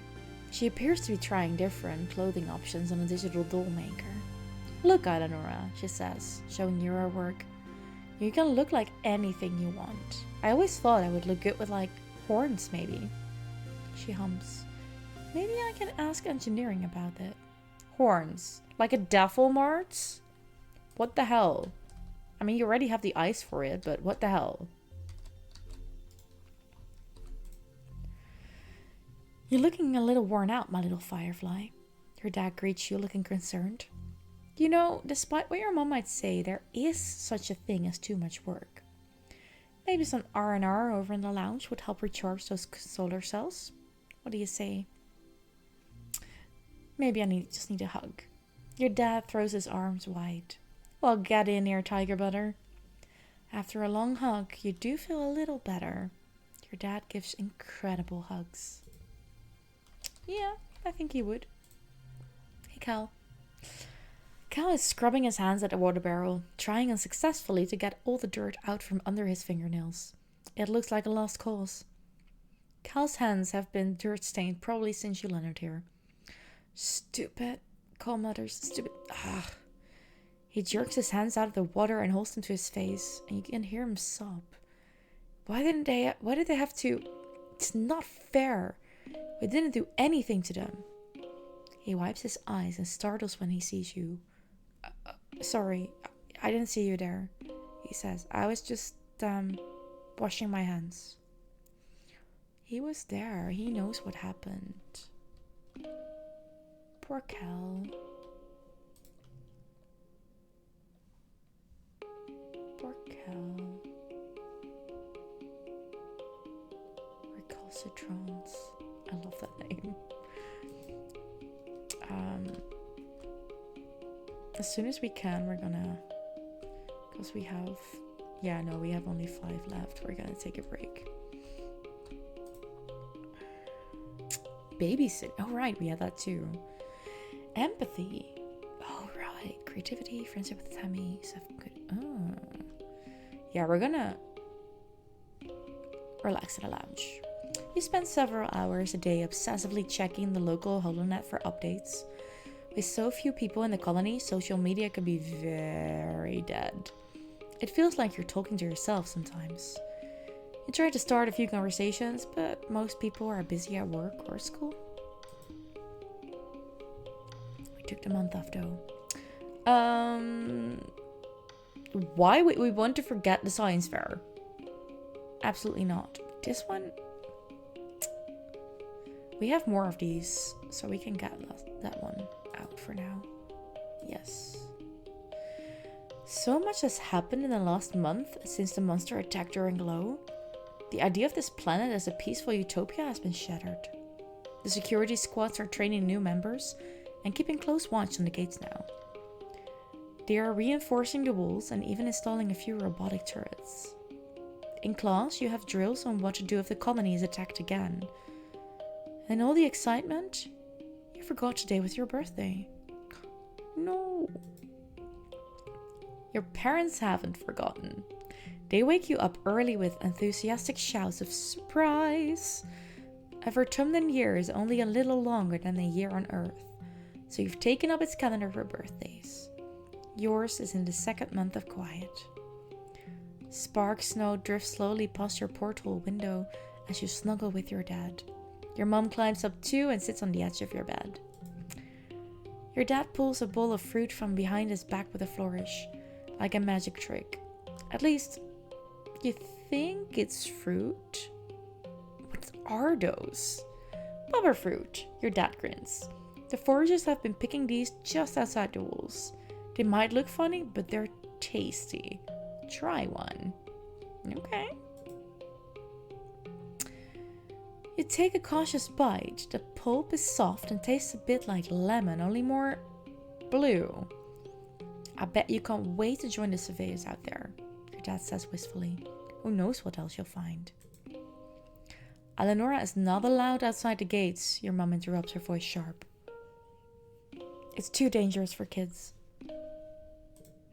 Well, I know, but eventually, your dad says, but your mum cuts him off again. But not now, your mum replies. Not since the attack. Not with everything we know is out there.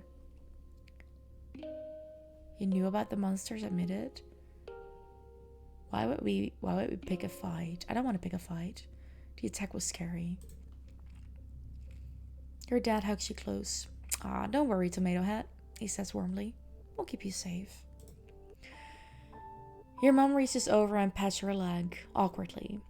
I know it's scary, but if you do as you're told during emergency drills, you'll be okay. Nothing is going to hurt you kids while we're around. You'd like to believe them, but you've seen the colony fall in your dreams. How long will it be until those visions become real? Even still, your mom says, it's clear that everyone should know how to defend themselves if it happens again. To be clear, this includes knowing when to run away, your dad adds. Security chief Rat's offering self-defense lessons at the garrison, you know. Even for kids. If you're interested, you should drop in sometime. This is where combat comes in. Hell yes. Your mom gives you a stern look. And I've heard stories of kids sneaking outside the walls, she says grimly. If I catch you doing that, I'm going to put a chip in your ear. You laugh. What a good joke. Your mom doesn't laugh. What, me? Never.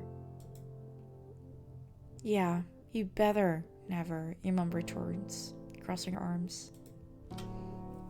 Yeah, let's not. Let's not.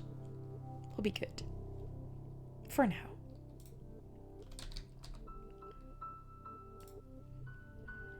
Tammy is sitting on a little stool in the sun, reading a fairy tale picture book in her hollow palm. She sighs. What is that book about? Well, it's a bunch of stories. She flipped through the pages. But they're all about princes and princesses, and look, the princes are always the taller ones. I'm so big. I'm even taller than Cal is. How can he be my prince if I'm bigger than him? Tammy. It's true. Tammy is the tallest kid you know. Taller than the boys, even Cal, who is a year older. You know, she and Cal are close friends, but you never thought of him as her prince before. We can flirt.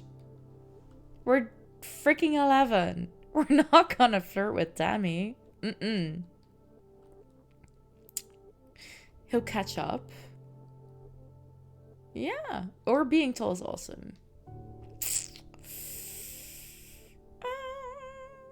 Being tall is awesome. Your list of all the things you can think of. You can reach high things and hit red spikes in sports ball.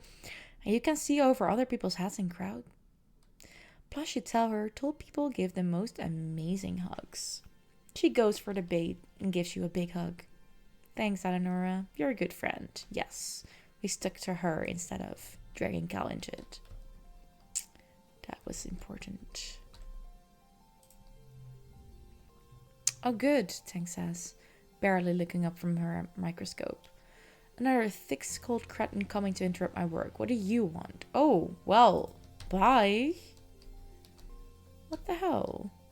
Tang, that was not nice. March yawns as you approach, making no attempt to hide it. It's so boring here. I just watch holovids all day. I don't like. Why would I bother sleeping? It's not like I need to save my energy for anything. She sighs. I wish I were in a holovid, then maybe something interesting would happen. You are such an annoying kid. Cal is leaning on the garden fence, looking out at the colony. That attack was awful, he says quietly. I did something I'm not proud of, and people still got hurt. He sniffles and rubs his face. All the adults told me that it's okay because I had to do it, that I was brave, and I protected the colony, but I don't want to hurt anything. Not even a monster. He hurt one of the animals? Oh, sweetie. But you tried to protect people. It's okay. Hey, Crimson. How are you doing today? You don't see dice at first, but you do hear rustling followed by the screech of metal. After a few minutes of looking, you spot dice placing large rocks in front of a piece of corrugated metal leaning against the wall. He stops and looks at you. You didn't see anything, he says, going back to covering up his tracks. Are you trying to get out, mister? I think he does. You're good, done with the work trip, so vacation? Nice, Prim. Nice. Have I spoken to you? Anemone is running around the sports ball pitch. Com says the most important part of defense training is knowing when to run away. She huffs as she runs past. Good thing I'm so good at running. I kind of want to up my friendship with Cal. So that would mean here, right? Yeah. Construction crews are hard at work repairing the damage done during the last attack. You know what? We're gonna help out with that. Let's do this. You join Cal at a particularly fragrant pile of compost. He's trying to use his hoverboard as a wheelbarrow, carefully pushing compost off it into the pile. Don't you just love this? Cal asks excitedly. Your hoverboard? Yeah, it's cool. Dirt? I guess it's okay. These stinky rotted food scraps. I guess it's okay. No, he laughs. I mean, just this. He waves his arm, dirt encrusted up to the elbows, to take in the entire greenhouse. We get to help plant stuff and watch it grow. Even if we're just moving dirt around, we're still helping.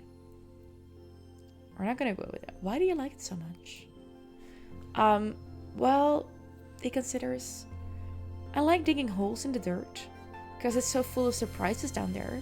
I found a worm? Wait, let me see if I can find her again. He sticks his hand into the compost and rummages around, his tongue sticking out of his mouth. Ha! I guess she got away, he says after a minute. She was real shiny, like a rainbow. Prim, do you have anything fun planned for your vacation time? Wait, he says. I just thought of a thing I like better. He shows you his splayed hand. Getting dirt under my fingernails, he laughs. I don't know why, but it's the best. Oh, he's a cutie. As you get older, challenges can have conditions.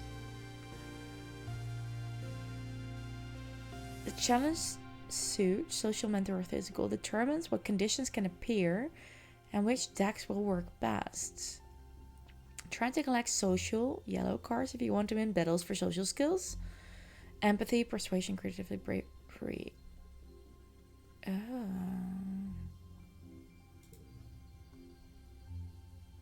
Change your cards.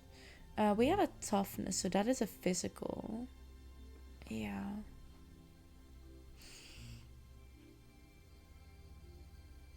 But, oh, that's annoying actually. Well, you know what? We can do this actually. Let's go. Cool. Oh, +2 on toughness. Let's go. Okay. Done.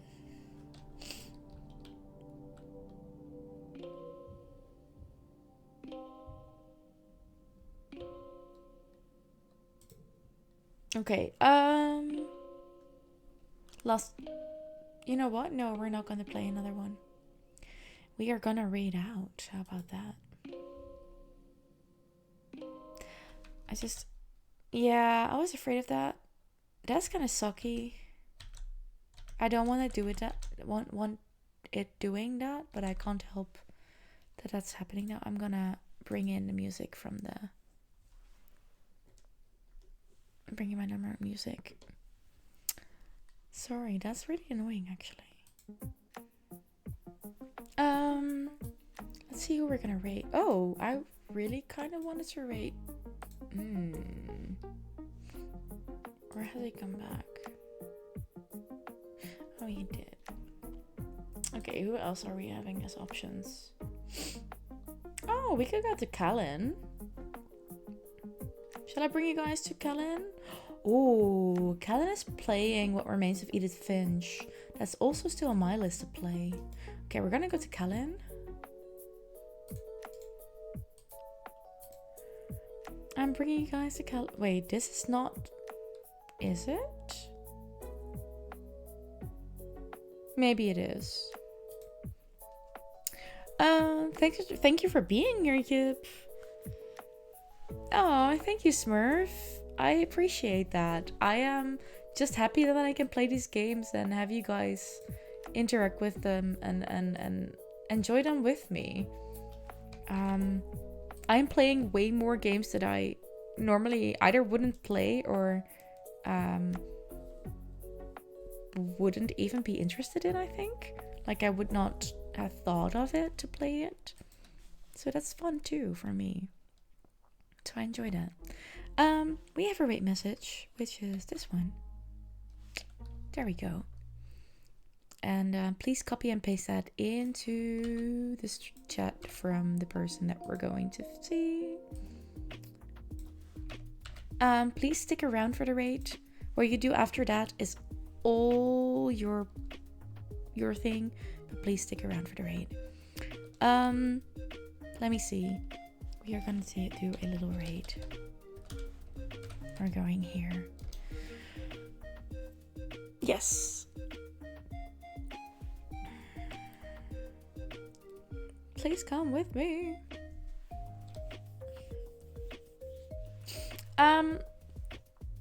When will I be back? I'll be back on Sunday for Cozy Stardew Sunday, obviously, 2 p.m. CST. I might throw in a co-working stream tomorrow. I'm not sure. I want to do a couple of things, so maybe I will. But you'll see if that happens or not. I'm not gonna pin myself to it. Anyways, I hope you have a great start of your weekend. May the best of your today be the worst of your tomorrow. And I hope to see you next time. Have a lovely, lovely rest of your day. Bye.